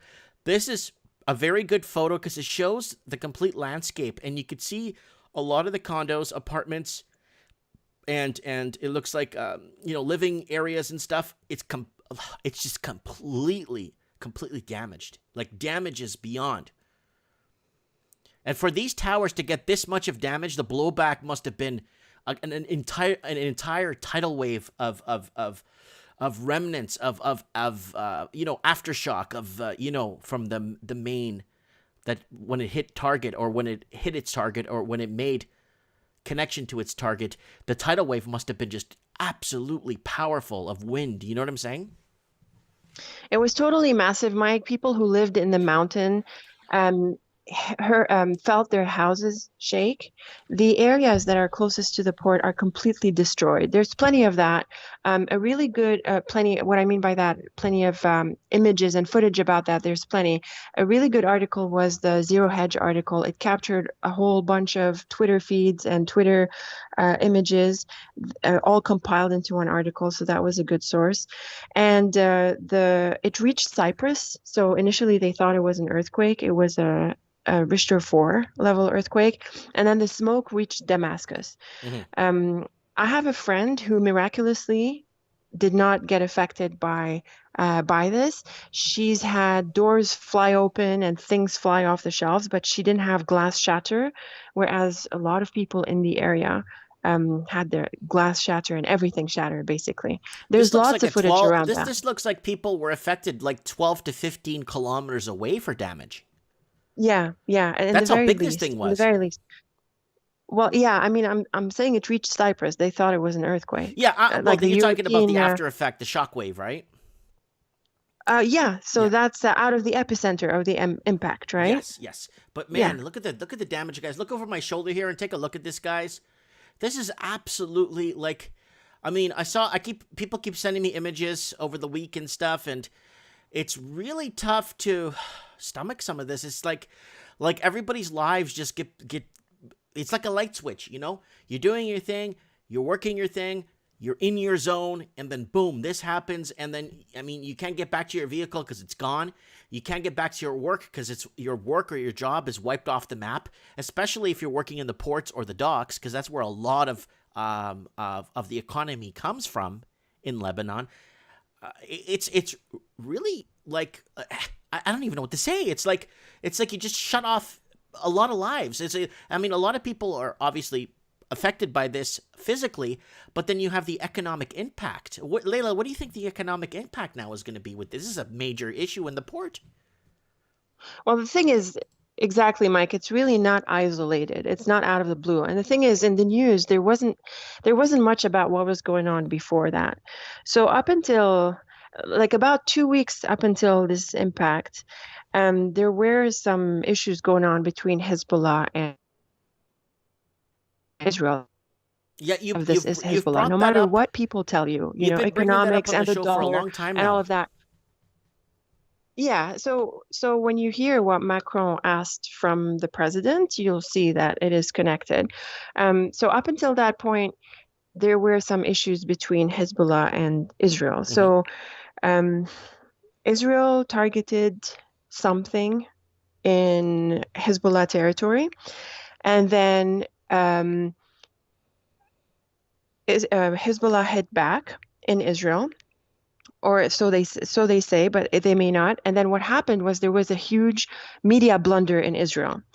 And so Hezbollah came out and said that they didn't do the thing in Israel, and that Israel got confused, that there was, a threat coming onto them. So they responded in a more or less hysterical way, and it caused this issue in their territory. And there was a whole media blunder around it. And so Israelis got really annoyed with the lies, because their media lies all the time, and they know that. Of course. And after that, there was a stalemate. And then what came through is how weak and disorganized Israel is in the face of Hezbollah. And there was an article in the West, the only one I found, surprisingly from Business Insider, which is not a great source, but they were saying that Hezbollah actually has over 150,000 rockets at the Lebanon-Israel border, which is in the south of Lebanon, north of Israel. Right. And that this is a trap that Israel walked into. They would not be able at this point to remove the weapons. It would be too costly for them. It would be too risky, and they wouldn't be able to handle the death toll that would probably result from that. So come this impact, this explosion now, and Macron shows up. So obviously Macron is a globalist turd who doesn't represent France. He represents his handlers. Of course. And the conditions that he came with are that to demilitarize Beirut from Hezbollah, to remove the rockets from the border, and a few other items. But most of them revolve around that stuff that concerns Hezbollah, which tells you two things. Which tells you that that's the key issue, and that second, the explosion was intended for that. So it's going to be hard to get around that. And people are still coming up with excuses that it's not Israel and, things like that. Well, maybe it's not Israel proper, like maybe not them proper, which I'm sure it is, nevertheless. But Israel is part of the globalist agenda. So this isn't about the Bible or your opinion or your religious beliefs. This is about facts that have been building up over the history, which, people who don't know just don't know these facts. So Israel exists because of the likes of Epstein and Maxwell. These are the people who have made Israel possible. You have to go back in the history, back to Herschel and before to see how this place was set up and Well, what yeah, drove it, it who started signed it just off. before World War One. Right. So it was signed off by by Lord Rothschild in whichever year, and it went on with the Balfour Declaration, and from there, so the people who created this place are those banksters, and those people. So, people can say everything they want about the Bible. You're just going to have a really hard time convincing everyone else in the world that whoever supports the state is godly when they know at the same time that the state is founded by the likes of Rothschilds, Maxwell, Epstein, and the pedophiles that run the planet, right? Right. So, that I personally don't think that's a conversation worth having. Yes, I do believe there are some people out there who are implementing what's in the Bible. So I think it's instruction more than prophecy. And I'm following this really closely because people on all fronts, are working towards the prophecy. So Muslims and Jews and Christians are all working towards the prophecy, and they all think that they're the ones who's going to come out, the chosen one, each of them. Mm-hmm. So that's an issue. But that aside, it's pretty clear what is demanded of the region. And so with 85% of the grain silos destroyed and everything else on the port, yes, this clearly aligns with what's going on with the food supply. Can I interject here? Yeah, sure. Blunt News just put in a comment a few minutes ago, says they will starve. This port is very, very important for their food supply. He actually put that in about 15 minutes ago. Right, and that and that is totally true. That is very true. I don't think anyone can deny that, and I can see why people think it might be Hezbollah, right? Because you force the country.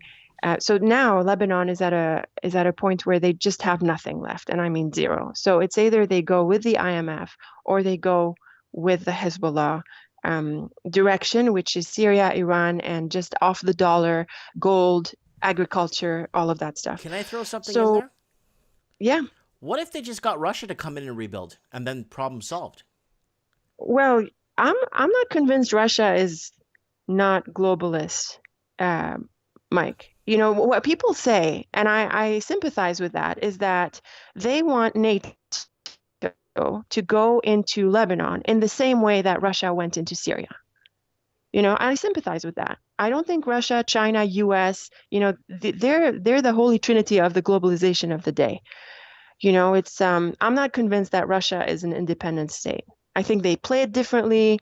They approach things, in a different way. But I'm not convinced that Russia is not globalist. Not convinced. I'm just saying, I mean, if they have this huge issue, or if they don't want to go against if they want to go a little bit against the grain and kind of push the agenda, I guess the other way, instead of going with the IMF and whatever, they could just go, hey, okay, no, we'll just get Russia. We like Russia, and then. Well, actually, they like China, unfortunately. So Russia doesn't really build in these ways, but China does. So there's been ongoing discussions with China. I love China. About rebuilding parts of Syria and some things in Lebanon, mainly infrastructure in Lebanon, on an exchange basis or with a very low interest and things like that. So on much more flexible terms than the IMF. But again, I'm not convinced that, I'm not convinced that this is a way out of the IMF. It's just an indirect route to the same conclusion. Layla, let's jump on COVID really quick, okay? Now, yeah, how's the second wave coming Syria, along? And you're in Syria, and does COVID even exist? Does anyone even care there? Yes, actually. Really? We were asked to wear masks in our gym yesterday. We said no, and a lot of people aren't wearing masks, but some people do. So there's a second wave going on, but people aren't locking down anything here. And I think people are saying in Syria that we just can't afford to lock down stores for a month or even weeks anymore. So I don't think people are really because one person really might looking die at a out of lockdown. like 2 million people, so they might have to shut down the whole country.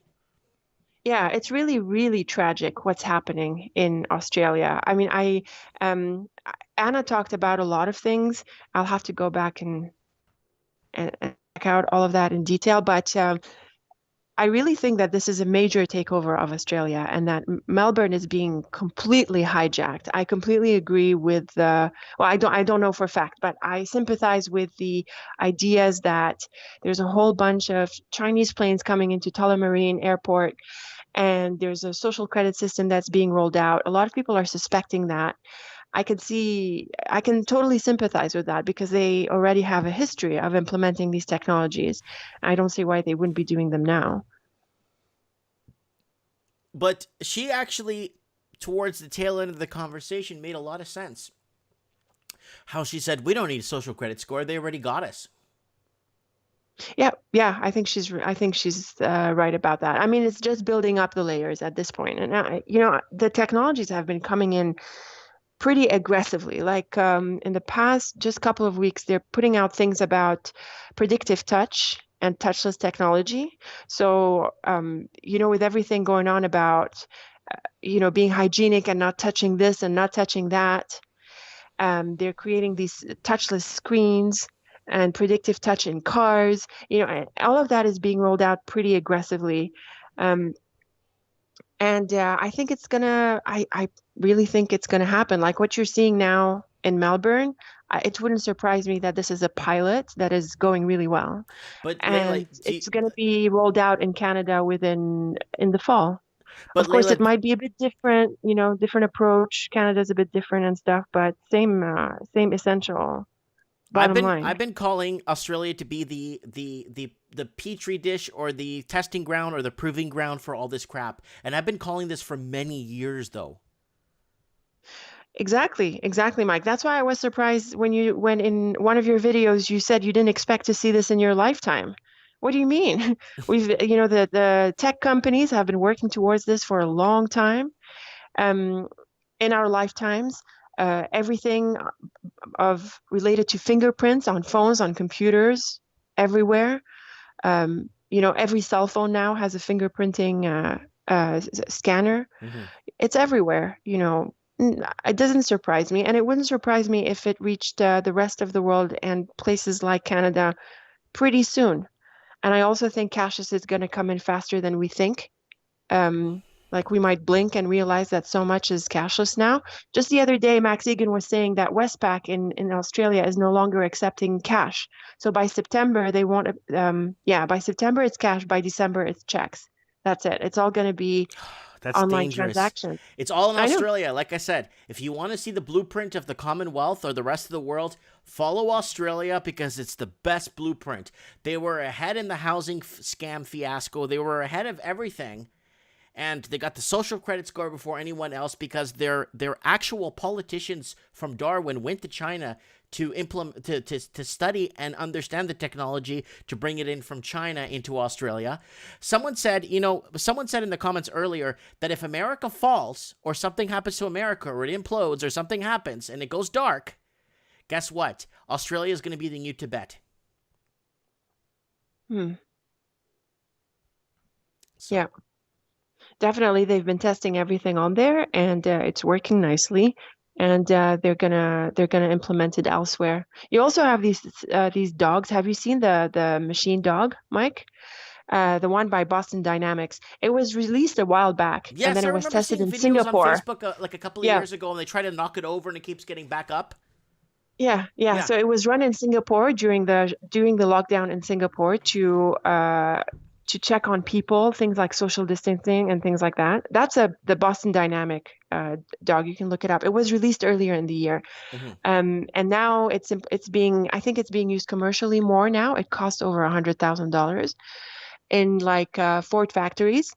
So instead of hiring people to film the factory, they'll have an iPad set up on the dog, and the dog will go around. And of course, they have a bed for it and a bone.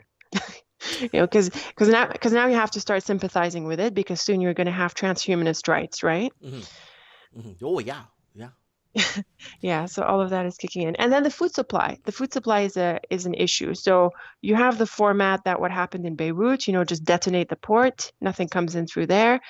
And there's been funny things going on in Ontario with the farms. There's been these immigrant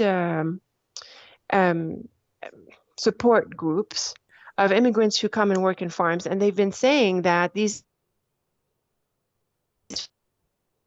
have adequate food, they don't have adequate spaces, and the COVID is spreading to them, and they are more vulnerable. So you get the narrative, right?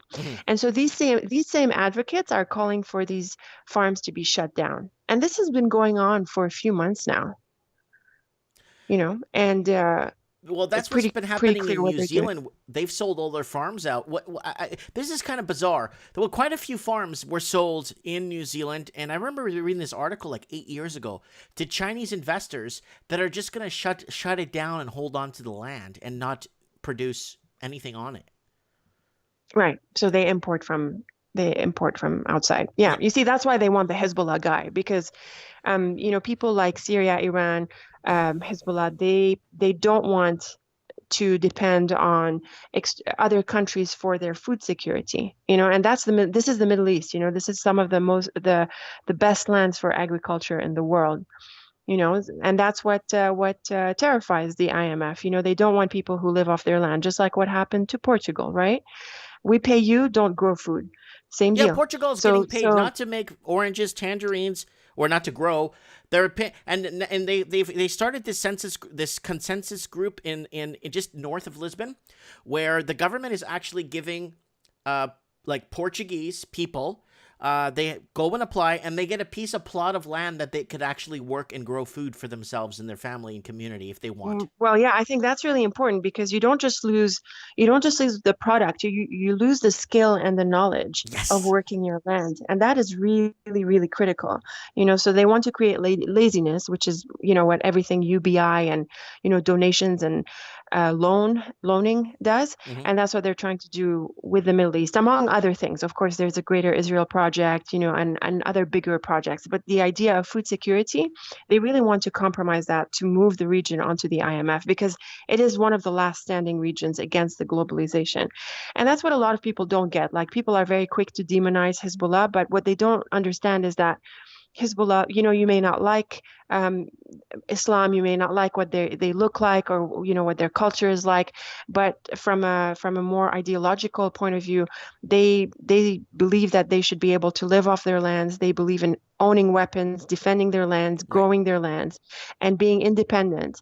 And that is something that no one in the IMF wants. They also support gold and getting off the dollar. So of course, anyone who does that is going to face a major war. Well, look what happened to our friend Gaddafi.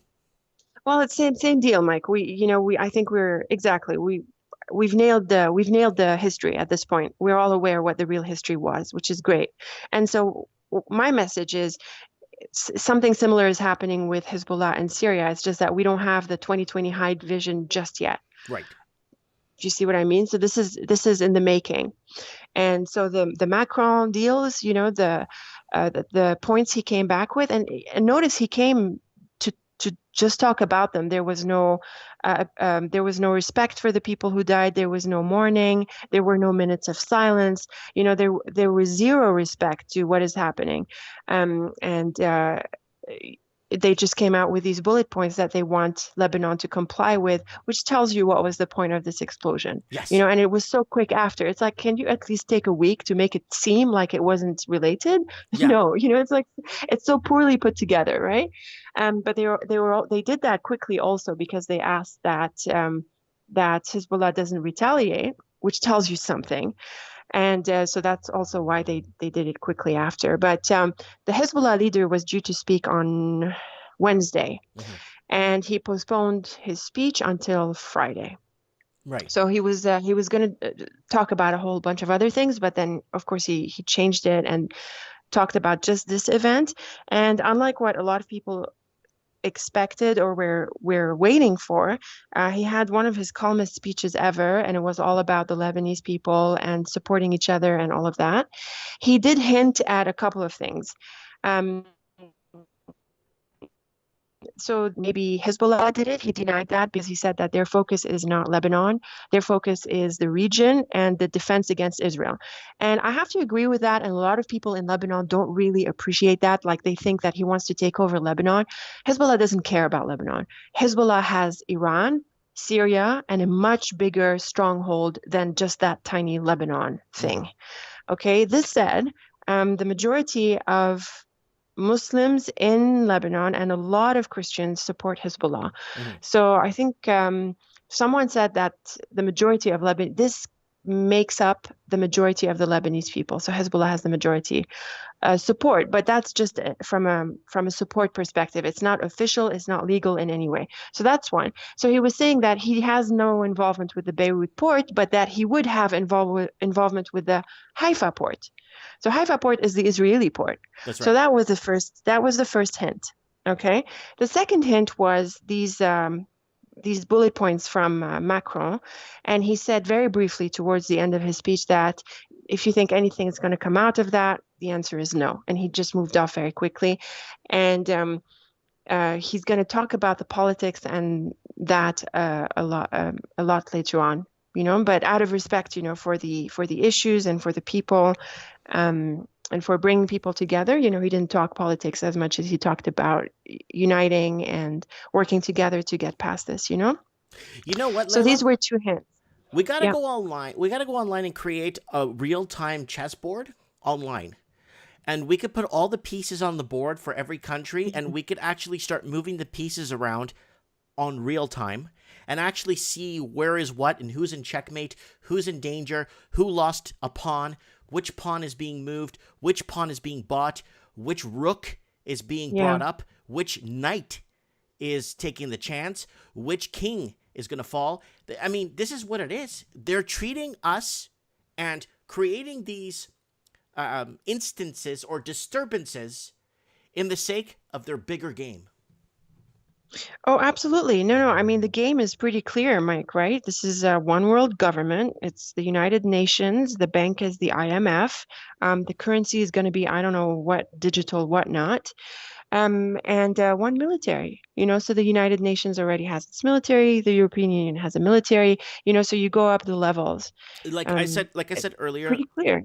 Layla, I said this earlier. I think I said this to you like a week or two ago. I could understand this, Layla. I could understand if we were in a galactic federation and there were other planets with one army, one representation to represent each planet. But we can't even. I mean, we can't even get a. You know what I'm saying? We're always at each other's throats. So, it's stupidity. Well, you don't know if that's the agenda, right? You can't know. It might be. Because there's a whole lot of stories that we are already genetically modified, right? That we are partly from other planets or other realms, so to speak. I mean, humans are pretty abnormal if you look at, not necessarily evolution theory, but anything you observe in the world, we're the only ones that are upright.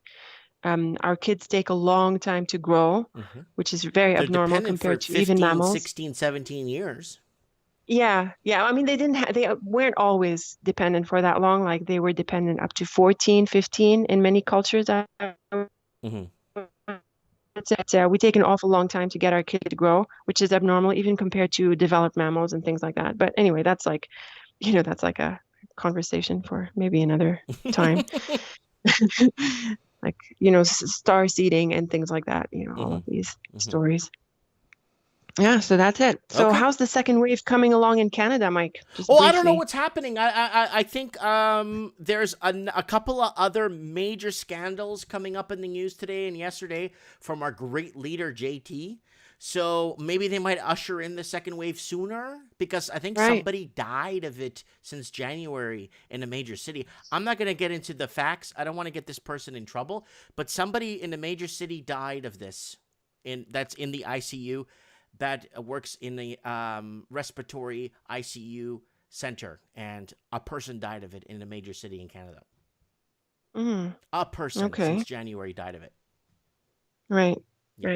Well, Theresa Tam came up and said that even if there are vaccines, we may not be done with the COVID for a few years to come.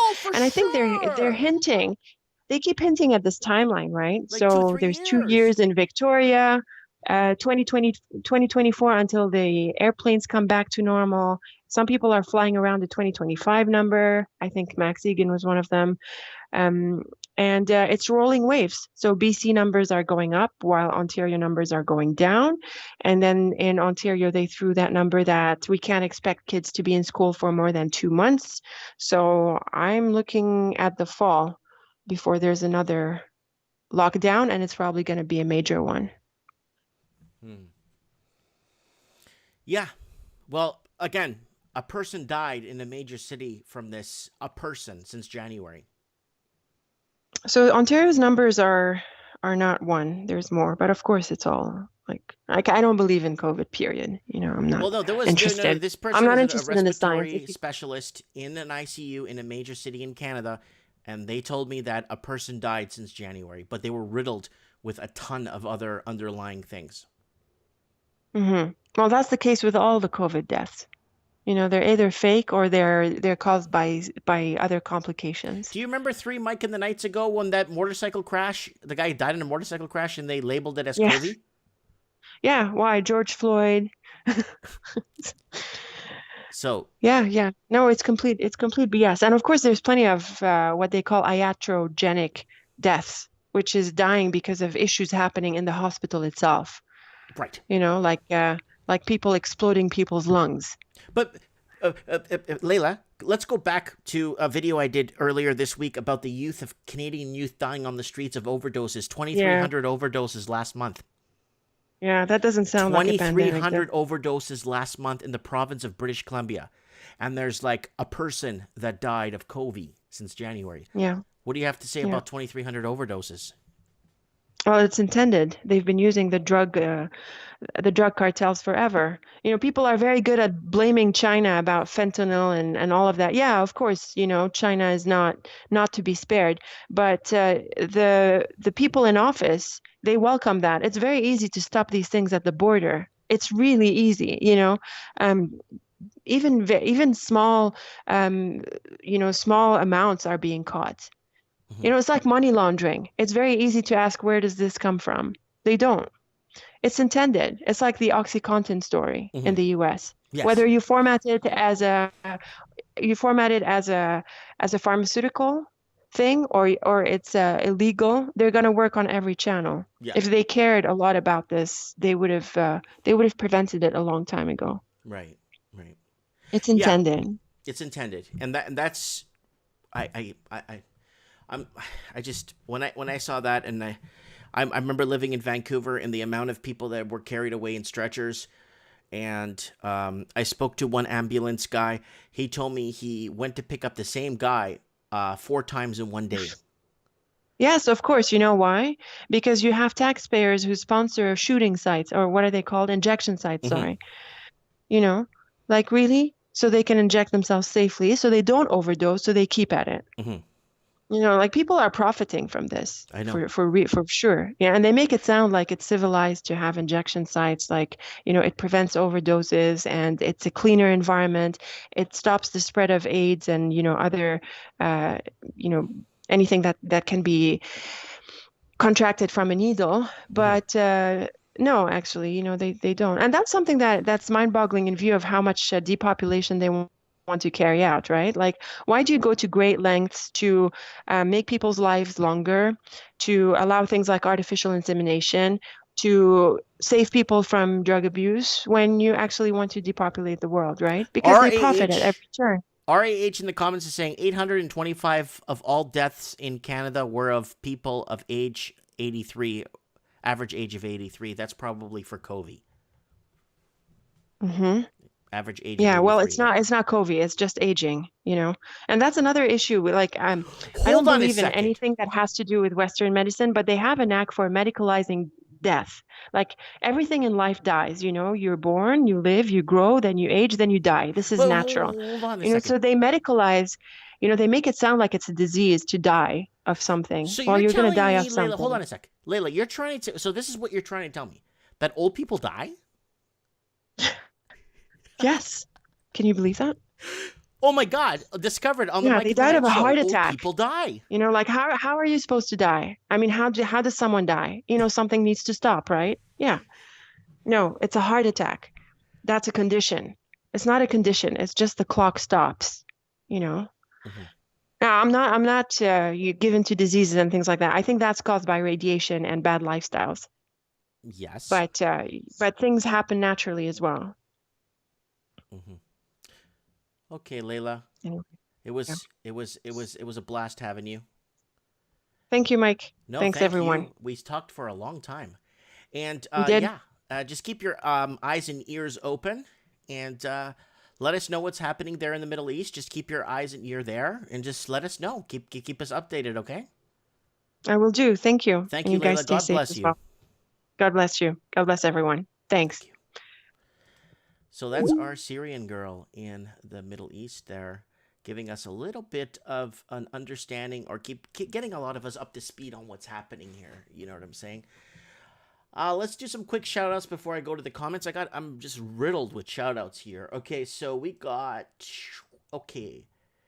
So I think I got that one. Yeah, so we got Tyrell, who's watching us in Jackson, Mississippi, always watching Mike in the Night and watching replays, catching up.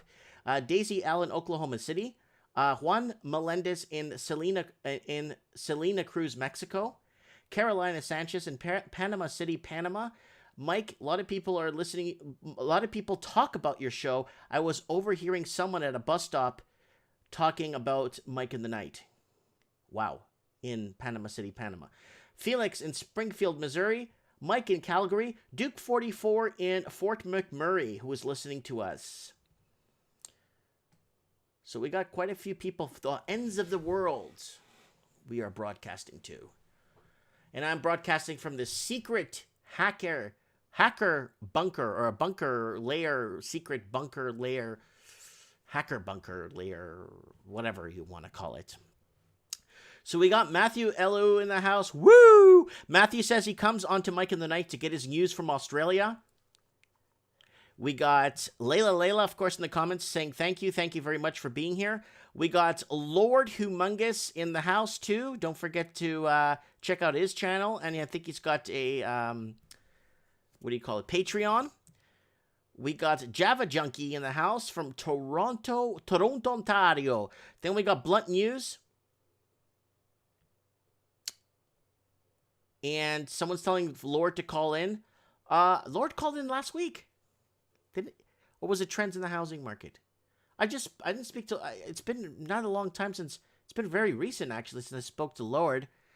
Blunt News. He's got his own channel. We got Living the Dream saying hi. How are you? Supreme Cannon in the house. Good old Supremo. It's so good to hear from him. We got cut off last week. I was very. We just had I don't know if it's the connection or. Oh no! My computer froze for some bizarro reason. We got Johnny33Z from Vancouver. We got Margaret O'Brien in the house saying HQC not safety tested. They should be used. However, happy to inject 7 billion people with an unlisted vaccine which can change your DNA. But here's the deal, people, with that whole thing. We read the article from Zero Hedge saying that they are not going to be liable if something happens to us if we get vaccinated.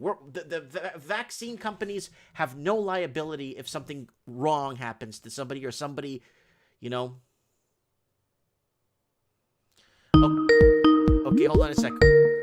Robert, give me a second here. That's Lord Humongous calling in. Let me see if I can get the guy in from Thailand. They got riots down there.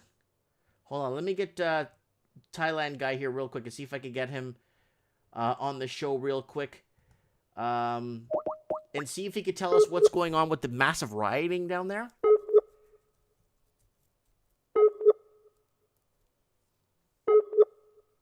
We'll get to Lord Humongous in like 10 seconds. Let me just see. Okay, let me just message him, buddy here. Hello. I hope he's not stranded in the middle of a riot somewhere. Let me call Lord. Let's see what he needs to tell us here.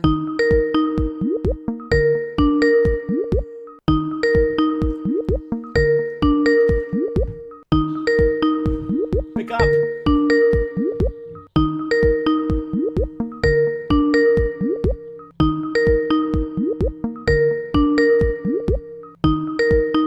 He's not picking up. He ain't picking up. Where are you, Lord Humongous? There's a huge anti-government in Thailand. Layla says, Layla says, where is it? Farm and hospitals never have liability. Yeah, riots in Beirut, we covered that earlier in the show. The government is watching, says Marcelo Marvolosu. Atlantic National Car Show was canceled. All the classic cars showed up anyway today. Not one mask to be seen. That's from the great Northern Bear Hunter.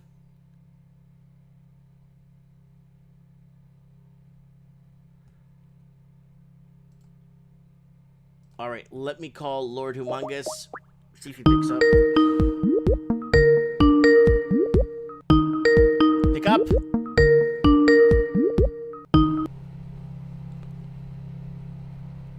Hey. Yo, what's up, dog? Hey, buddy, what's going on? Nada. So good to hear from you.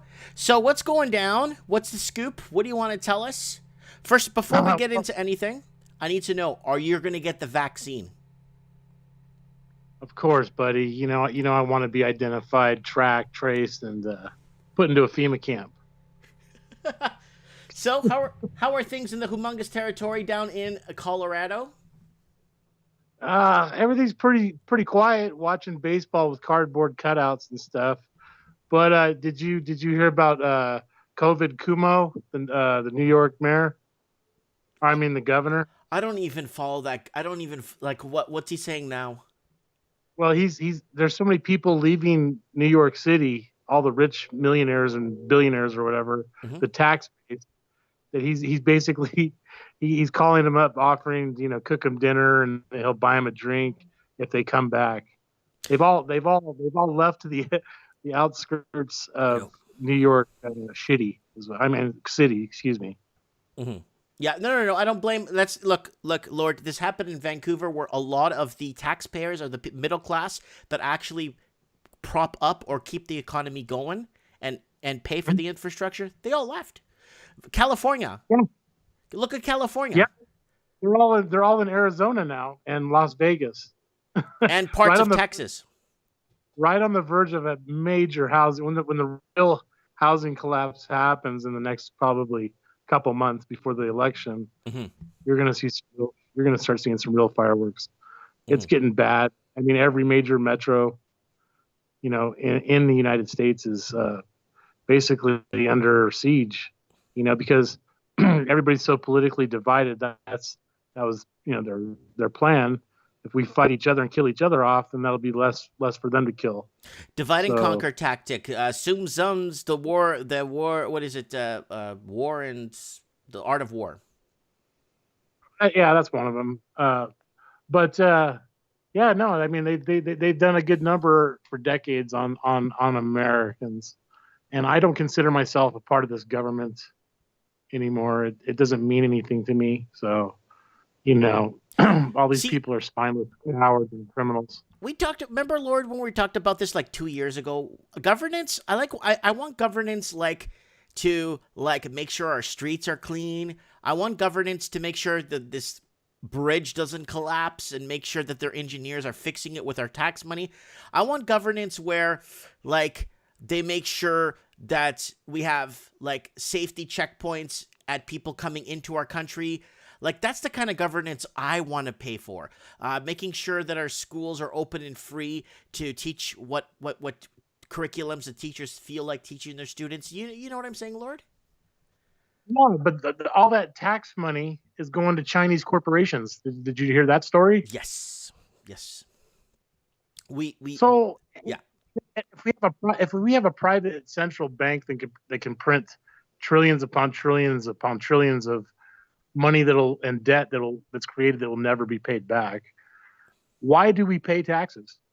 If the Federal Reserve, the private bank, can print trillions upon trillions of dollars, why do people need to pay any kind of bills? Mm-hmm.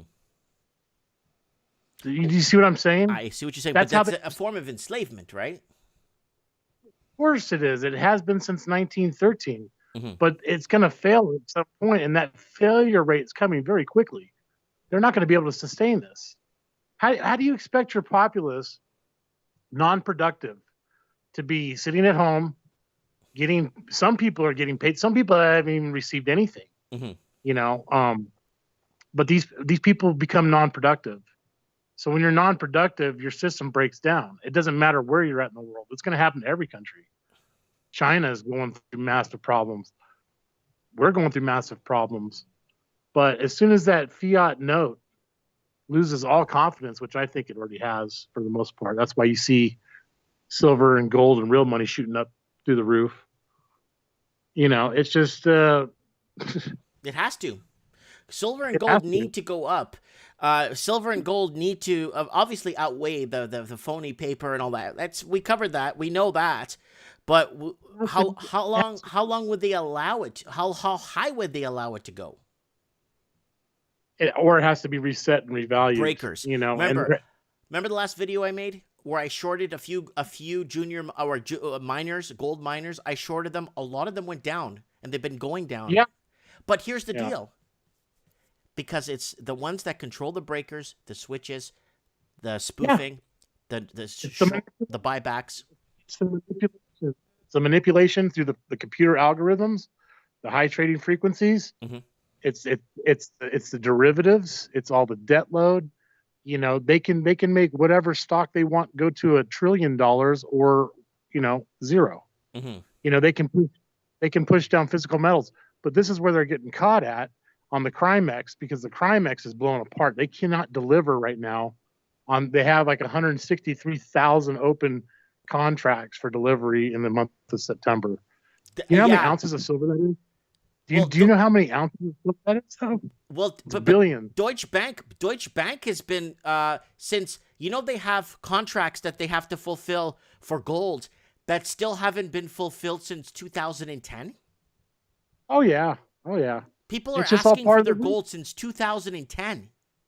Yeah. And the things that are holding all this back are the central banks, the governments, the criminal politicians, and everybody in between. The agencies, the law system's corrupt, everything. Everybody needs to go back to their own domestic currencies and have their independent currencies backed by precious metals. That's the only thing that's going to work. This digital thing is not going to last. There's not enough infrastructure to support the digital. You know, how are you going to go in and say they're going to do this cashless system and then this UBI? It's all mathematically going to fail. It doesn't work. That's part of the illusion. You know, that's why I don't believe in the cryptocurrencies and stuff like that. I don't see it working. It will not work. Remember way back in the show about a year ago, you said you're going to go drive up to a JP Morgan and pull in and say if you could get a kilo of sugar substitute? Yeah, I was one of their customers. I closed my account. I don't bank with that. It's a ghost town. Nobody goes to JP Morgan anymore. Because after they were caught, I think, what is it, laundering money through some white powder? Yeah.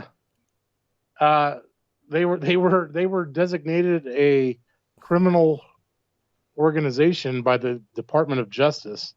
Not like the Department of Justice is any better. You know, they get away with all kinds of crimes. Well, this banking cartel makes Cobra Commander and the Cobra forces look like saints. Yeah, right. I think silver is going to be unattainable pretty quickly here. So, you know, I just urge everybody to get as much physical as they can, because I do believe that there is less silver mined. I know there is for a fact. And I know that there's a bigger shortage of silver than there is gold. All the banksters hold gold. You know, are we going to, when these same people that created this crappy system falls apart, are we going to want the same people on the other side creating a new system of your enslavement? Or are we going to stand for freedom? You know, it's just like with these COVID idiots and the mask. It's the same thing. It's all tyranny. It's part of the plan. I think I saw a video of you driving in a car with a mask on. Yeah, that was my battle mask. There's a difference between the battle mask that I wear made of metal. Yeah, it's a hockey mask. It's a goalie mask. That's right, buddy. It's the humongous wasteland territory mask. That's right, and the wasteland is expanding down here rapidly, man. I mean, there's just It's just crazy, man. The violence that's going on, and all these different groups of people are all brainwashed to fight each other for different causes. As an American, I don't want Marxists in the country running my country, if that makes any sense. I don't want communism here. Right, of course you don't. You know? Leninism, Marxism, all kinds of crap. Yeah, no, you don't. Nobody wants that crap. Everybody fled countries.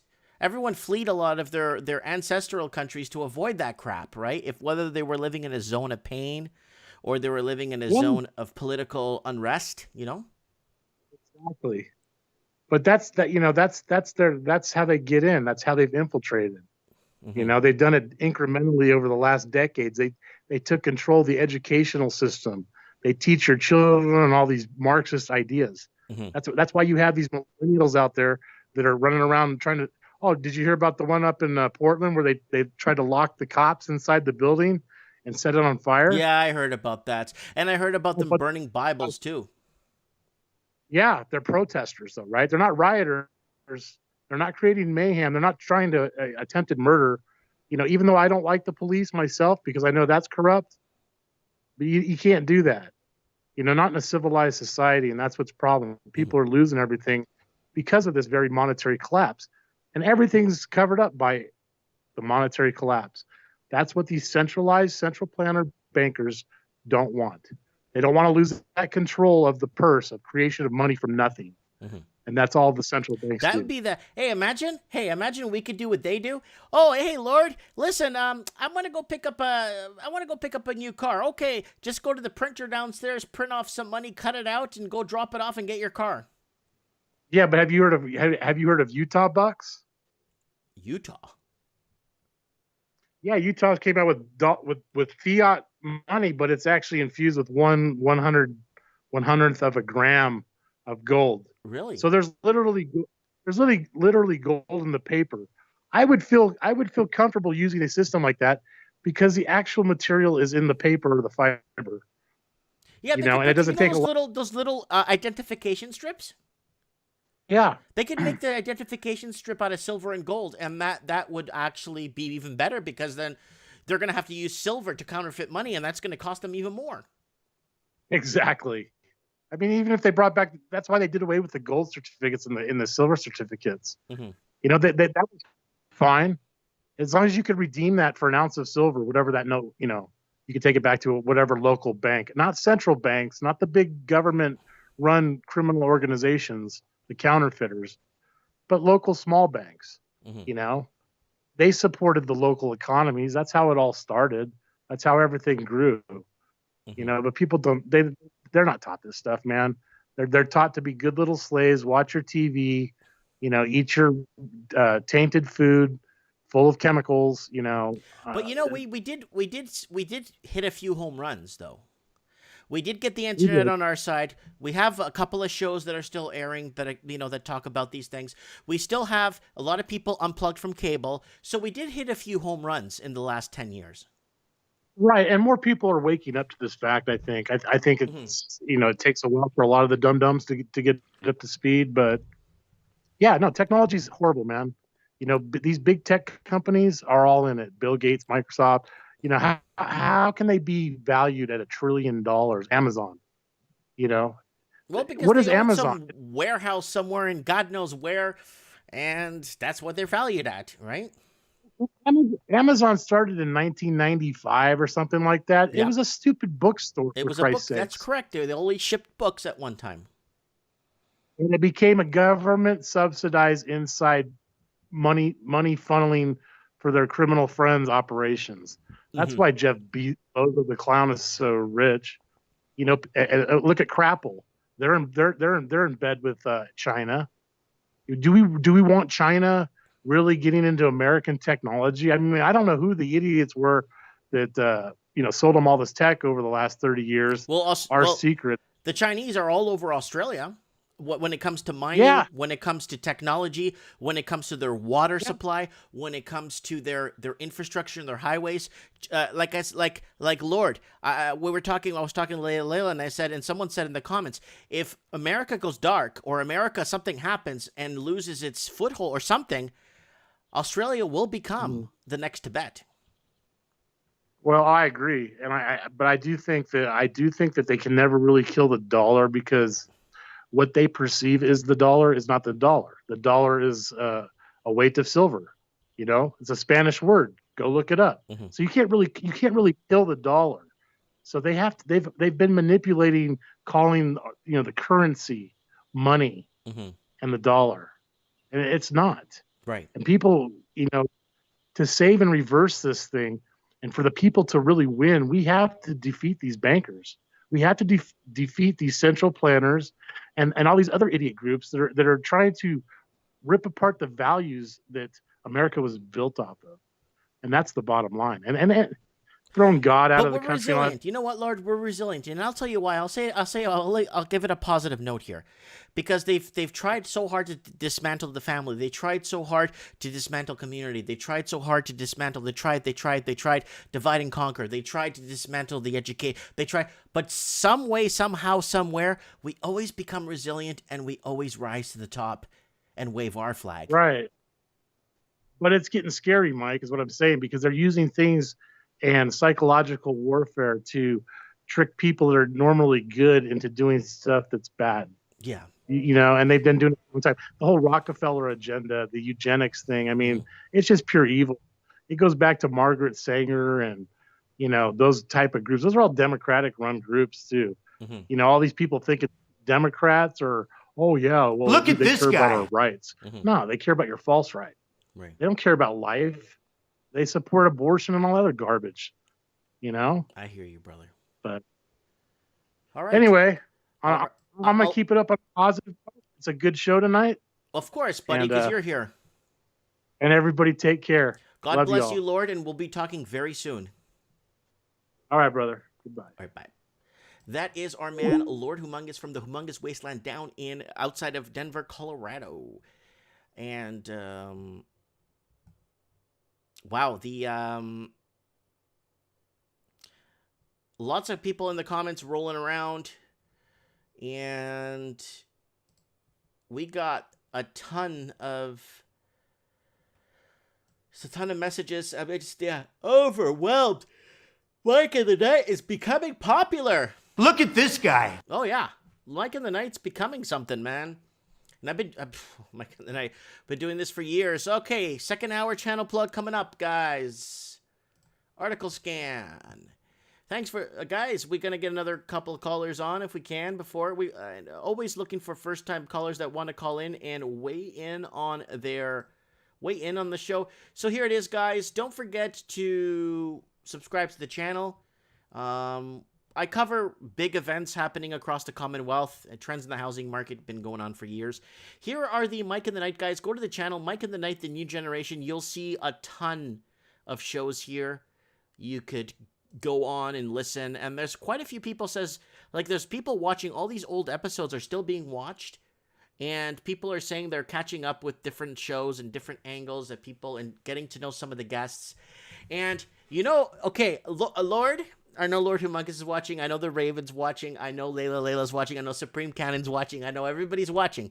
Guys, I want to tell you guys something, okay? The regulars that come on the show, I want to tell you guys something. Do you know how many people came into my shop this week to visit me and mention you guys? You guys would grin. You'd be like, it's like, oh, I love Supreme Cannon. Oh, I love the Raven. He's so good. You're like, this is people in person telling me this to my face. Man, I love your show. Man, I love Layla. Layla gets lots of like in person, people in person when they visit me in person, right? I'm a very accessible person. I'm not a very hard man to find. I'm in a small town of 7,000. I own the only toy store in town. I'm not that hard to find. I'm on 1925 Colchina. People come and visit me all the time, right? And the amount of people that come in and say, man, I love Supreme Cannon. He's so good. Man, I love the Raven. He's so good. Man, I love Lord Humongous. He's so right. Layla is so great. She's so on the ball. It's really good. It's so good when people come in and tell me that, right? And Mike in the Night is built off of us, people of the night. People of the night on Mike in the Night. Look at this guy. Yeah. You guys are known. Supreme Cannon, they know you. People know you very well. All right, I just wanted to throw that out there. I wanted you guys to know that. Okay, so here's Teespring if you guys want to buy I'm going to make a Layla jersey. Yeah. Go buy something at the shop if you want to support the shop. We got a Supreme Cannon mug. We got all kinds of stuff. And this is my Facebook. If you guys want to join my Facebook, I'll give you my link here if you guys want to you'd be surprised of how many people know you guys. In a good way. And here's my Instagram. If you guys want to follow me on that, go ahead if you want to follow me on Instagram. I get messages easier on here for some reason. Every time I go on Facebook, it's like and same thing with Instagram, they filter my messages. Like they want to tell me who I should be speaking to, which is really bizarro, which is really scary in a way. It's like, wait a minute, why did they think I don't want to speak to this person?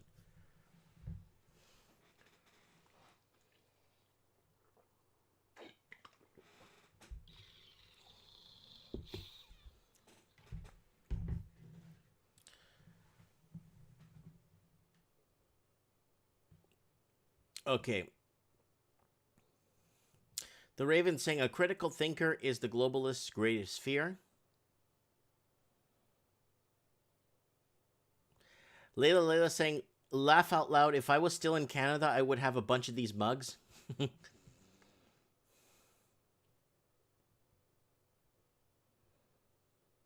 Lou Guy saying we are a tribe.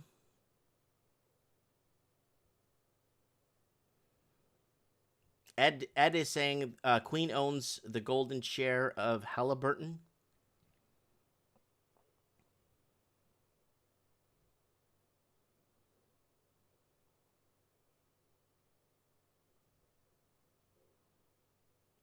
Matthew Elu is on and he's in Melbourne. Yeah, we spoke to him the other day on the last, what was it, Trends in the Housing Market, when we got that whole Melbourne thing going on. And over the week, I've been noticing, wait a minute, there's other states in the U.S. that are starting to close down and shut down, and Australia's all shut down in different angles and different confusion. That's what our girl said earlier when she came on the show. When Anarchy, when she told us basically that it's a big confusion happening down under.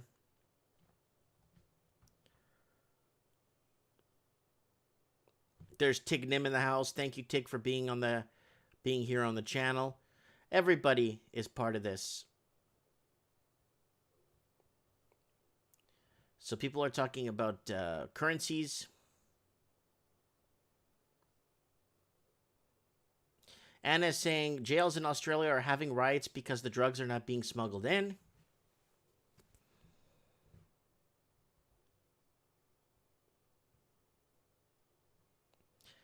Supreme Cannon brought up a good point. Money is going to flood into every asset sooner or later. Even boring old Canada got a credit downgrade recently. The safety valves have been shut way long ago.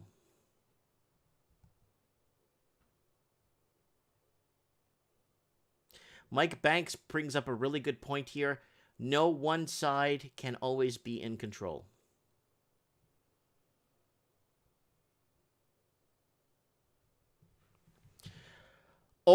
Orakazia Zay is asking, Mike, what do you think? What's will the future of the human race due to this uneven world order? The world's been always in some sort of state of an unbalance. I mean, if you go back to biblical times, there's always been unbalance. There was always some sort of conflict. There's always some sort of person that knows more, or some sort of culture that wants to infiltrate it. You know what I'm saying? There's always been some sort of disturbance, right? I think we're getting the full brunt of it now because we're technologically more inclined than we were. And everything back in the day was word of mouth, right? Nowadays, we could just go on the phone and see what's happening in Lebanon. Go on the phone right now and see what's happening in Russia. We could find out in a thousandth of a second. I could call somebody right now in anywhere on this planet and get them on the show. So we're more connected now in a way, but it's also working against us on the other side, right?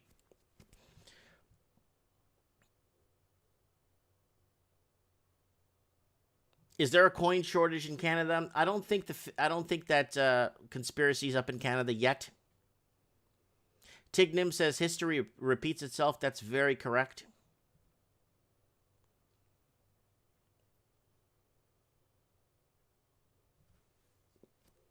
Digital's happening, like it or a lot.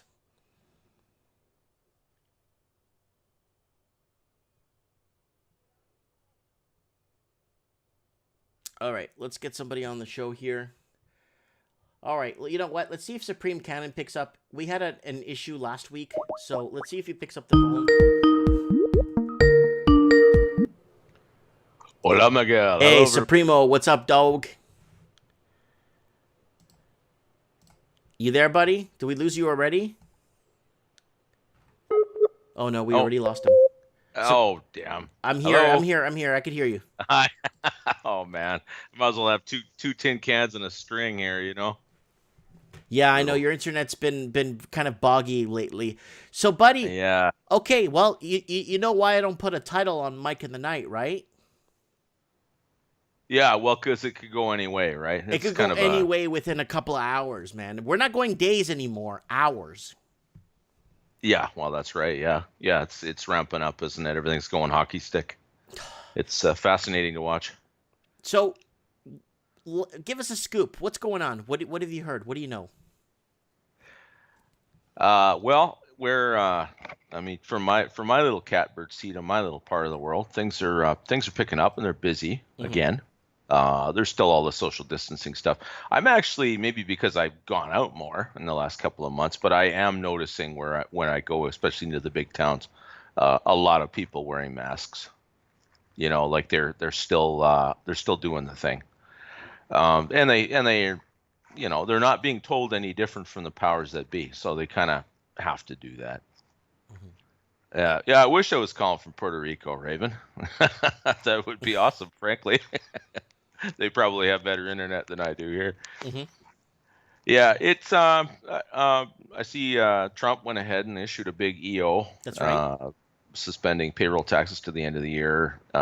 Some student loan repayment deferrals and all kinds of things.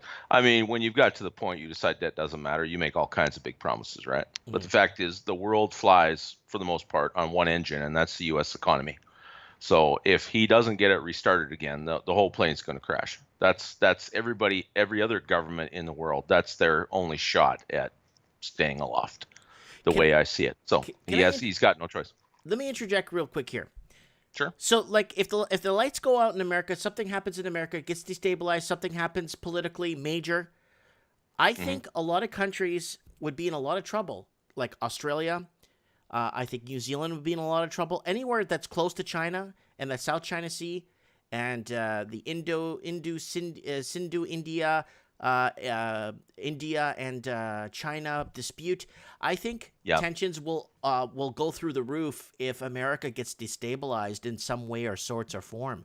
I think a lot of countries, when people keep telling me, Mike, what does this presidential election have to do with people living in New Zealand and this whole thing with COVID all over the world?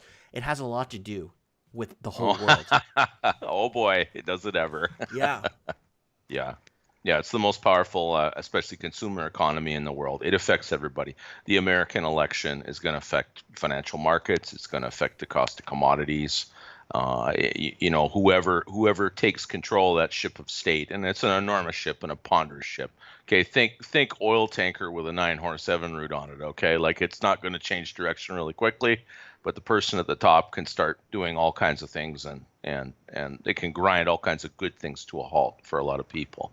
So yes, it's very much the American election cycle is very much relevant around the world, and you better believe people in the know keep an eye on it, and as much as possible try to influence. Look at China, look at Russia, right? I don't believe the idea that Russia was colluding with Trump, but I have no doubt that Hillary and Obama were trading in a lot of influence, or they wouldn't have sold them all that uranium a few years ago, right? Well, Yeah, that never happened now, right? Because now Well, you that's can't right. find it on Facebook anymore. That's right. It never happened. Yeah. Because Facebook says it didn't, so, and Wikipedia doesn't say either, so it never happened. Exactly. So it never happened. Yeah. Oceania has always been at war with East Asia. Don't you know that, Mike? That's always how it's been. Sure. Yeah, and we just roll our eyes, but it's kind of like, well, until we actually have some people in there with the cojones to risk a little bit, and not PO their own donors, then we do roll our eyes because we make it plain what our will is, and they keep not doing it.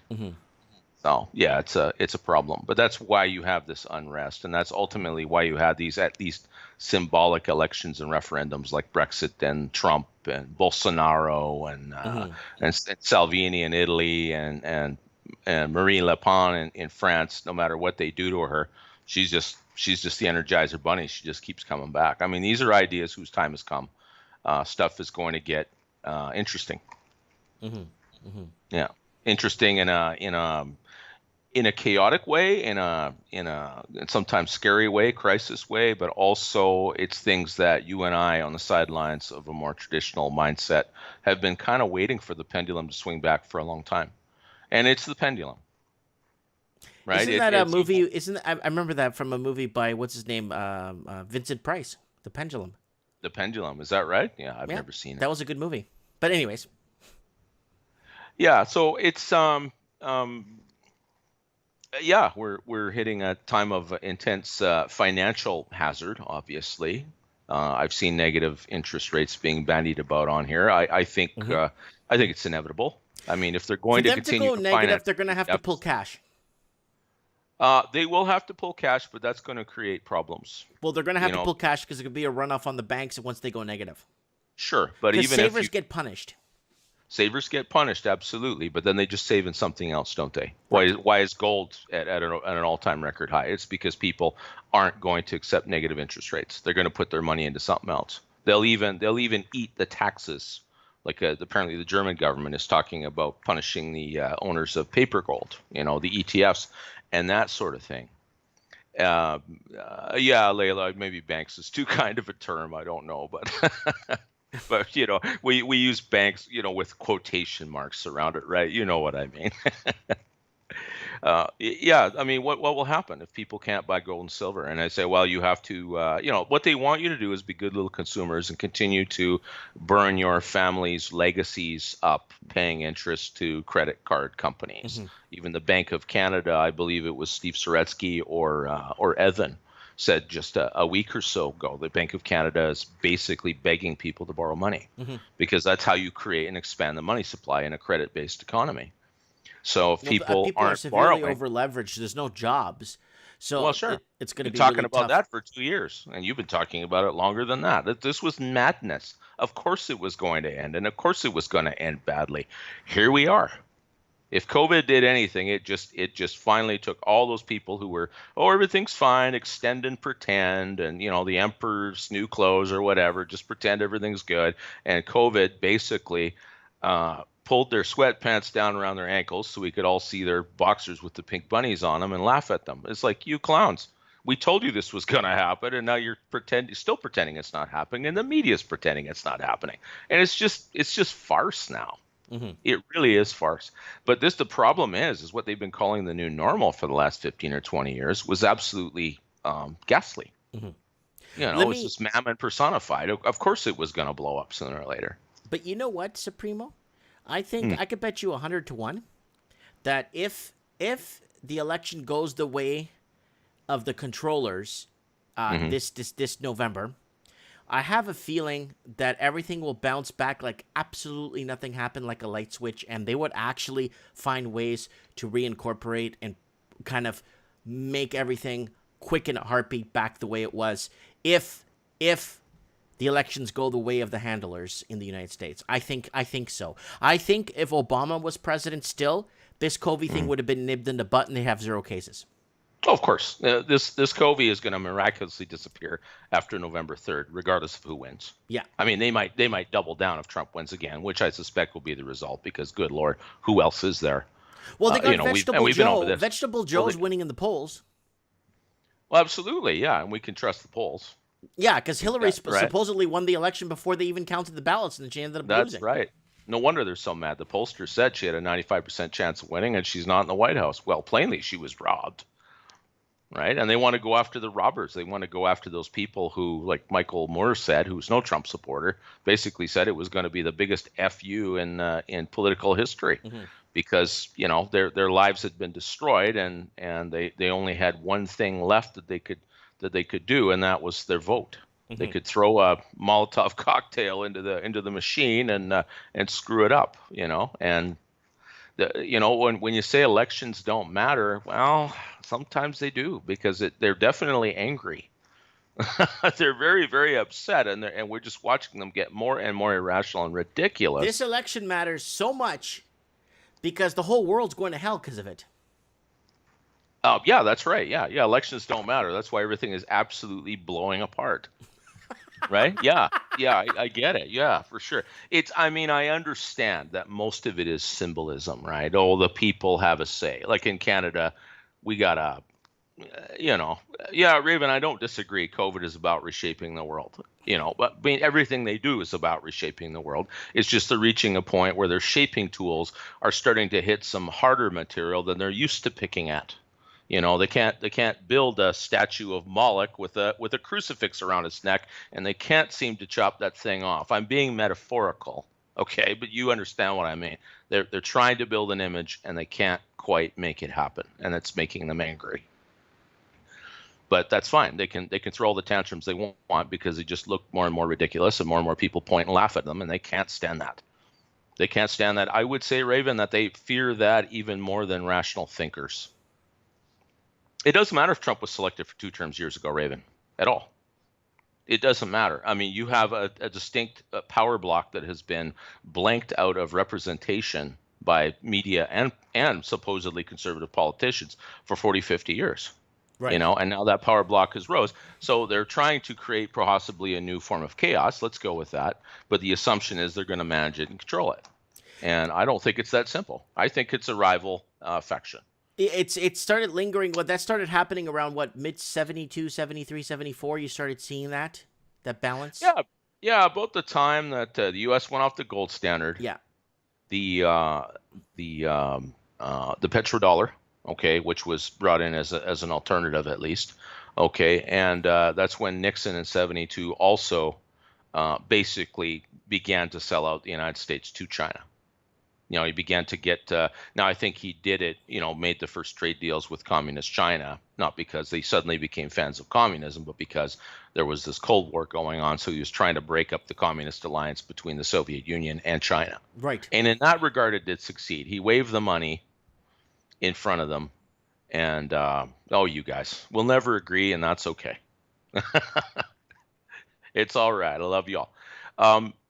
This is the thing. When you're talking about there's no hope and they're going to take us over and they're going to kill us all. Guys, I have kids out there. I don't have the option of having no hope. Neither does Mike. Neither do a lot of people on here. It's not a matter of we can't fight this thing. It's a matter of how are we going to fight? Because there's no choice. Right? So believe me, I'm not saying that there's no doom and I'm not saying that there's no hazard. Okay? But there's no choice. I think elections are more important than you let on. It's just we've reached the point in time where I think some opportunistic politicians have identified a groundswell of support that everyone is trying to keep marginalized, and they realize that they have an enormous power block laying on the ground waiting for them, like a $50 bill in the parking lot. Right. And I think that's what Trump is doing. This is Game of Thrones. He's taken the opportunity to steal the ball at the 5-yard line and attempt to run it in the opposite direction for a touchdown, and he might pull it off. Right now, he has dictatorial powers that he hasn't even started using yet. Right. A lot of those powers were implemented with the. A lot of those powers were implemented by those orders that were put in by Obama himself. Yeah, Mr. Executive Pen and a orders. phone there. Yeah, exactly. The whole idea was that Hillary would go in and she'd finish the job. She'd run the ball in. They took her all the way to the 5-yard line. Here you go, old lady. Let's do it. And she didn't pull it off. I mean, you can see football games where it seems like you got 10 minutes left and they're 15 points down and there's no hope, and yet somehow they pull it out of the fire. That's what I'm talking about. There's absolutely no way that can happen again in when we're talking about politics. We're talking about intrigues and power struggles far above our own pay grade. It's like I've said, the War of the Roses. Yeah, we Right? talked about, yeah. Yeah, the average peasant was a spectator, and the best thing he could do was get the hell out of the way when the mobs came through his town, right? To go fight each other or to decide who was going to rule them all. That's all. Just stay out the way. Okay, I want to ask you something, and I tried to ask you this last week, and then my computer went to crap. I need food shortages, food prices, food hikes. Like you're seeing what happened in Lebanon there, where their pork, their grain, their food. Yeah. Are we going to start seeing? Are we going to run into a food crisis soon? Where food is concerned, I mean, we produce enough in North America. You think of the number of products that we buy in our supermarkets that are the raw materials were shipped from here, okay, and they went to China to be processed and then brought back here.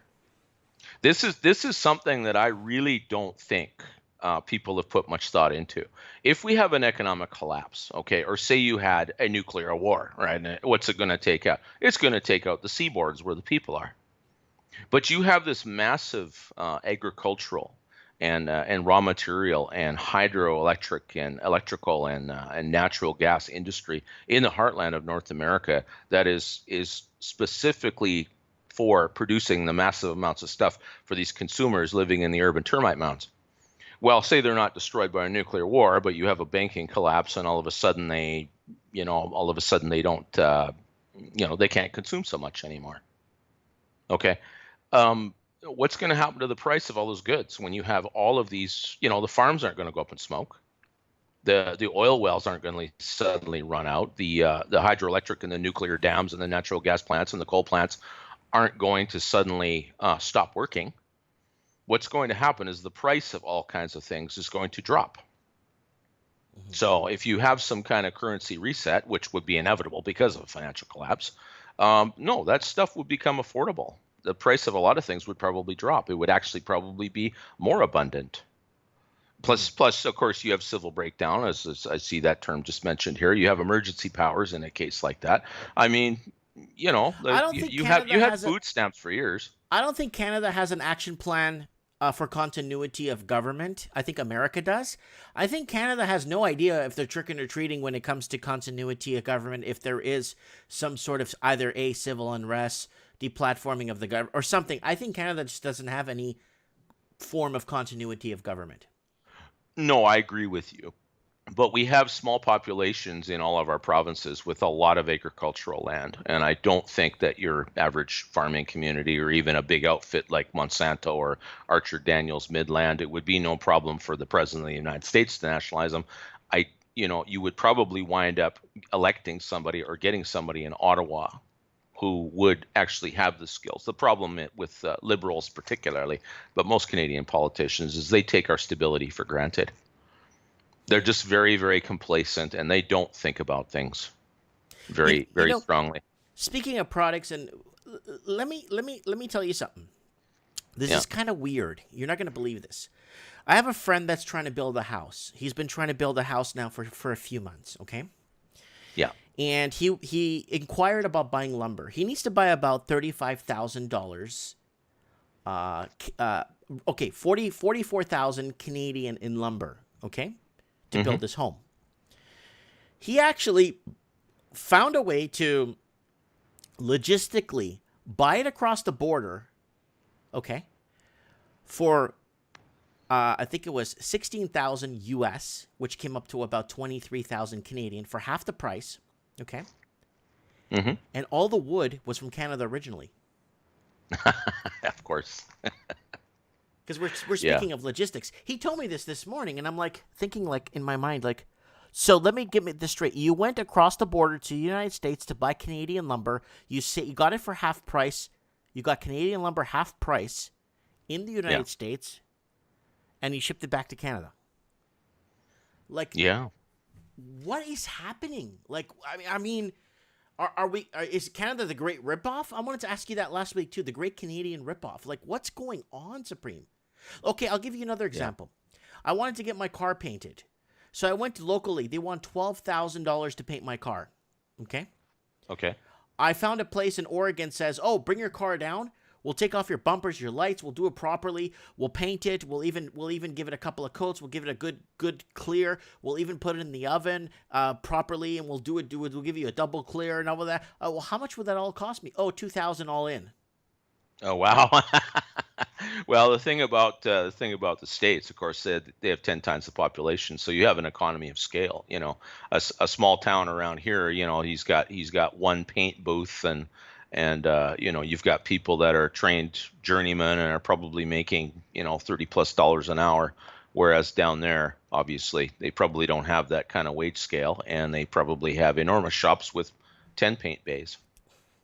Right, so they probably could do something like that.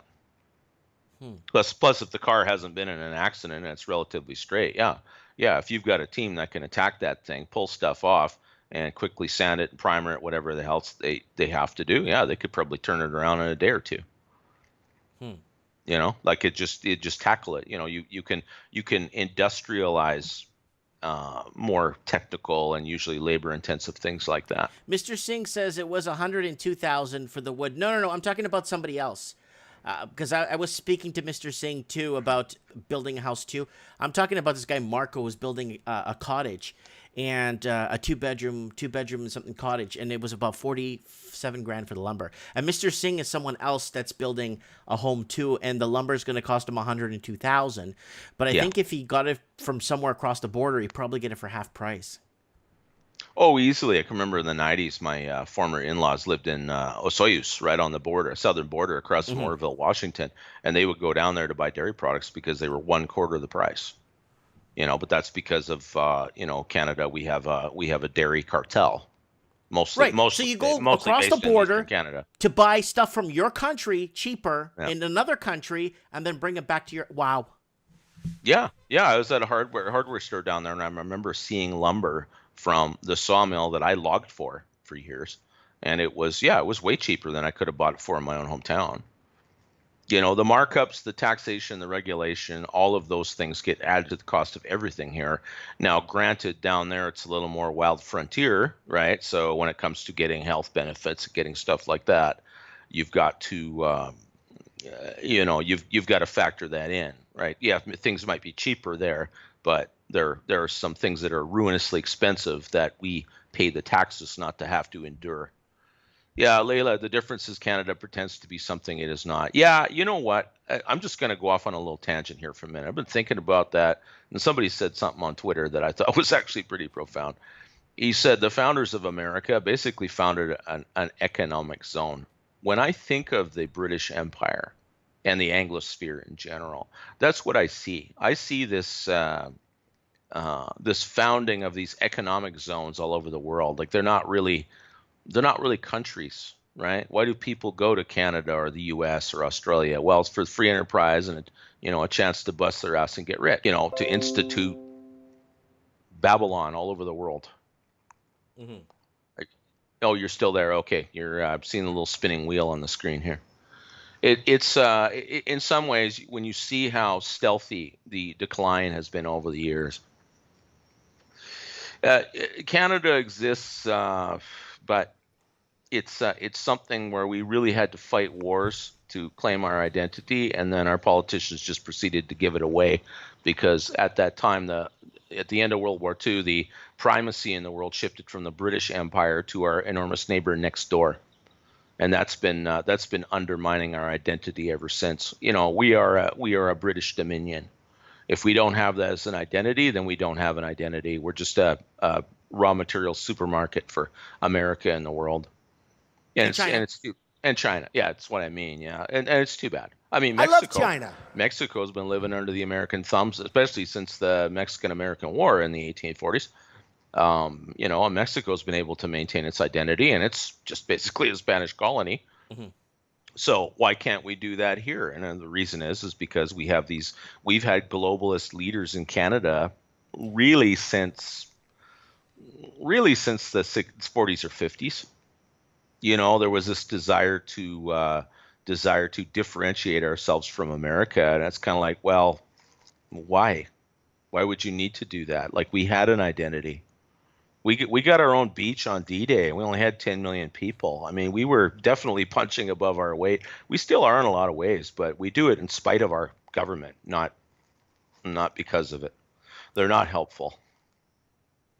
But then again, like I said, if these are, what you call Rothschild or Masonic creations, well, then the whole idea is they're basically now just trying to take us into our final form, which is, little outposts of Babylon all over the world. Okay, we're dealing with crazy, intensely religious people who are not nice. Can I tell you, Supreme, one thing that Canada doesn't have that Mexico does? Sure. I spent a lot of time in Mexico. I speak Mexican, okay? And one thing I learned when I was in Mexico is that one thing you can't take away from the Mexicans is the strong family root, the strong family that you see there. Like, everyone's so strong family connected. You know what I'm saying? They love family. Yeah. They love each other. I noticed that a lot in Mexico. The families are very tight-knit. You know what I'm saying? Mm-hmm. And I think you see that in Canada and America. Sorry to interrupt you for a second, but I think you see that in Canada and America among very traditional Catholic families. Mm-hmm. I mean, it's not that they don't have their problems too, but it does seem that their odds of surviving are somewhat better. Whereas the Protestantism in America and Canada has been absolutely disastrous for that. They've just gone completely woke. They're just off the chain. Mm-hmm. It's tragic. It's too bad. But the thing is, until people put their foot down and say, I'm not participating in this gong show anymore, until they abandon hope that they can just continue to wade through this moral swamp and pretend that they're good people and everything's fine, when their children are, the state their children are in, it should make it obvious that that's not true. You have to draw a hard line sooner or later, and it has to start with yourself, and it has to start with your community, and it has to start with your own family. There's just people, they don't have a culture of self-sacrifice anymore, and if they don't believe in sacrificing for their nation anymore, or well, then what about the people around you? What about your own tribe? What about your own blood? What about them? Why would you not sacrifice for them? Right. Why would you just say, okay, everything's great and everything's cool, and the kids are resilient, it doesn't matter if I get divorced, they're fine. Let's take on $1 billion in debt. Let's take on $1 trillion in debt. We're just paying we just owe it to ourselves. Our great leader once said, the great leader, I wish they should set up a whole book of our great leader JT here in Canada. The books will balance themselves. Sure, they will. All these great just phrases for our next generation to take on and accept and be part of. Yeah, that's right. And this is the thing. The books will balance themselves. The books will balance themselves. Of course they will. And the reason he believes that is because, the collateral they use to borrow all this money is our futures. Is our futures. Yeah, and our kids' future and our grandchildren's futures. But we're a post-national nation. Well, if that's the attitude of your prime minister, what you have used to be called a traitor. He's basically saying, I'm going to sell you all out. We're going to have 100 million people in this country, by 2100 or something. Like, we need 60 million more people or something. This is the way they talk. I mean, they're just trial balloons right now. They, if they actually tried that, there'd be a civil war in a couple of years, just because of the nonsense, that intolerable nonsense that even Canadians couldn't tolerate. Our large urban centers are already bankrupt, and they're already less livable than they've ever been. You know what I mean? Like it's just these problems eventually solve themselves because people just don't put up with it anymore. And it's not a matter of they have to overthrow the government. The government needs cooperation. But when everyone is looking right at them and saying, I'm not playing your game anymore, well, then, okay, well, we'll ban cash. Then you'll have to play. Okay, well, then I'll take my digital cash and I'll exchange it for canned food and contraband weapons. And if I can't buy gold and silver, well, then that's fine. There's nothing stopping me from going to the hardware store and buying 500 pounds of copper wire. Like it's just, people, their wealth will disappear. Look at Argentina. Argentina reset 3 times in the last 10 years. Literally full resets in the last 10 years. 3. Yeah. And they're still back at it. And there's still, they pass laws. Well, you have to keep your money in Argentine pesos, and you have to, you can't use American dollars, and your money can't leave the country. And people just do it anyway. Because screw them. They can, we passed a law, you have to obey it. Yeah, it's called cause and effect, Sparky.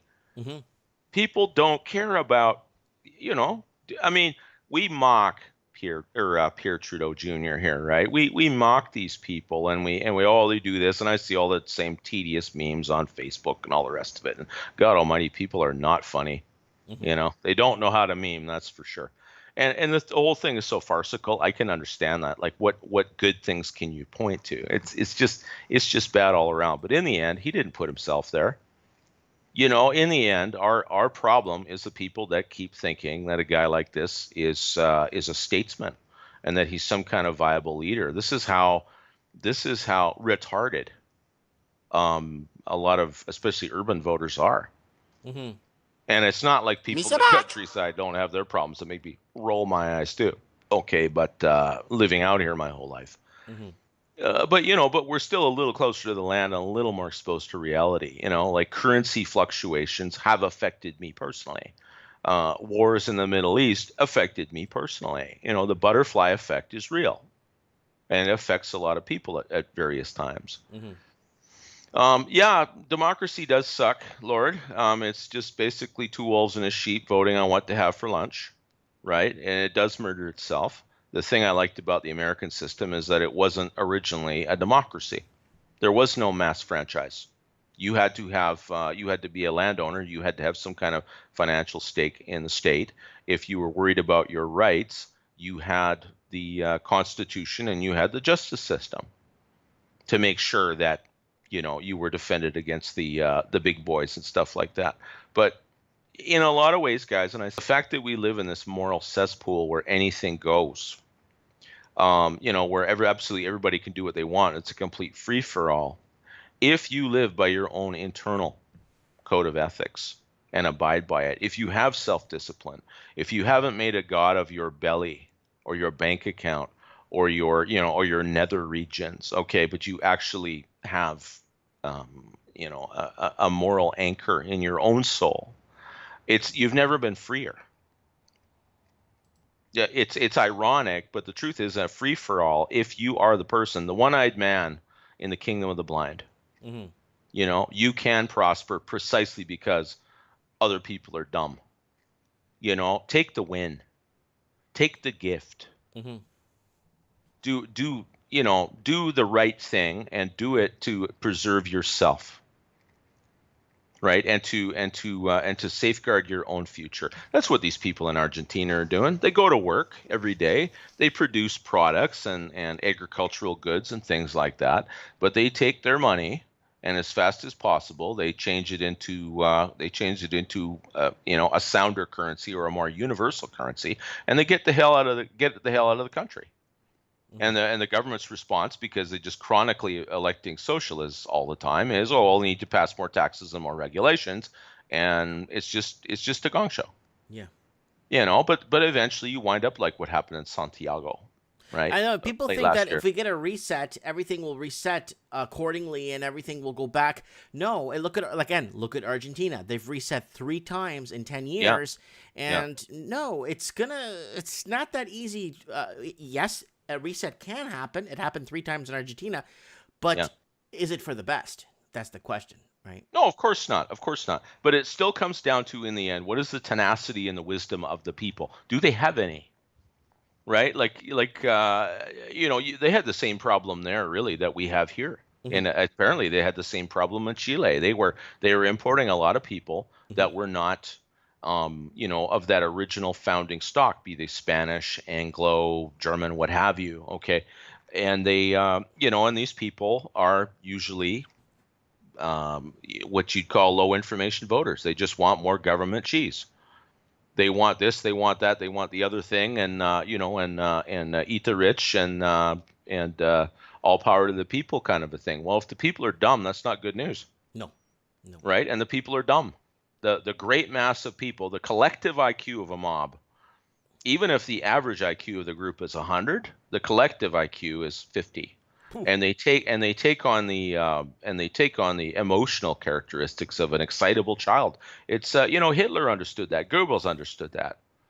All of the those advertising companies, it's the same thing. They created us versus them, and we need to protect ourselves. And therefore, then you start identifying the scapegoat. They're trying to do that in the Western world against us average white guys.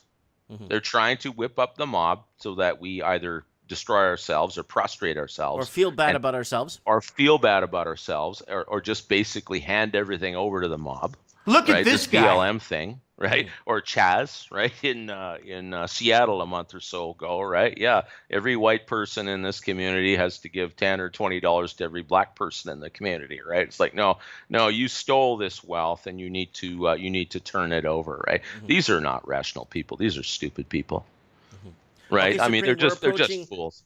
We're approaching our third hour. Okay. Do you start at 8 now, bud? Huh? Do you start at 8 or 9? 8. At 8? Oh, okay. I thought you always started at 9. Oh, no. I've been starting at 8 o'clock for the last, I think, 8 months now. Okay. Yeah. All right. Because a lot of people on I'm out of the loop. Because a lot of people in Florida or New York or Toronto that watch it say it's already midnight there, right? Oh yeah, well of course. Ideally, it probably to get most people around the world on board. Probably the ideal time would be like 5 or 6 in the evening or something like that. But that's too early for me though. It's too early. Yeah, I mean we're night people, man. We need to. People of the night, Mike in the night. Yeah, Mike in the supper time. It doesn't have the same shtick, right? Yeah. Yeah. Anyway, it's always good to talk. There's my 2 cents anyway, and I hope you're doing well, and everybody out there, be strong, head on a swivel. Yes, it's dangerous. Yes, there are evil people that mean us harm, but if they had all the power all the time, they wouldn't have to lie, and they certainly wouldn't be shooting whistleblowers and censoring social media. It wouldn't matter anymore, would it? Yeah. They're not quite there yet. So, fingers crossed, prayers up, and take your vitamins. Take your vitamins. Layla, no one's pushing back. Maybe not at an institutional level, but it's up to you, love. You push back. You push back in yourself and your family and in your community, your local, whatever, and you just make yourself a hard target. Yeah. That's all. That's all I'm doing. That's all anybody can do. Until we actually get a champion, the man on the white horse or whatever it will be, until we get our bastard in instead of their bastard. This is how you have to play it. This is what they're doing in Argentina. Yeah. Yes, it's a troubled place, but it's not like there's all poor people there. There's a middle class there. So it's not hopeless, guys. Okay. That's all. All right. Love you all. God bless, Mike. God bless you too. We'll talk soon. Come visit me soon, okay? I would love to. Before the weather turns. Yes, definitely. If I can, as soon as I can, you'll be seeing me there, you bet. Thank you, brother. God bless. Good night, everyone. Good night. So that is Supreme Cannon, guys. And you know what usually winds down the show? I want to thank everybody in the comments. Gemini King, Mike in the night. And before we go, I just want to let you guys know that the Raven will be making a very important announcement next Saturday on the show. So the Raven has a very important announcement that he wants to make on the show next week. So we'll have him on the show next week for this very important announcement. So tune in, okay? Gemini crew.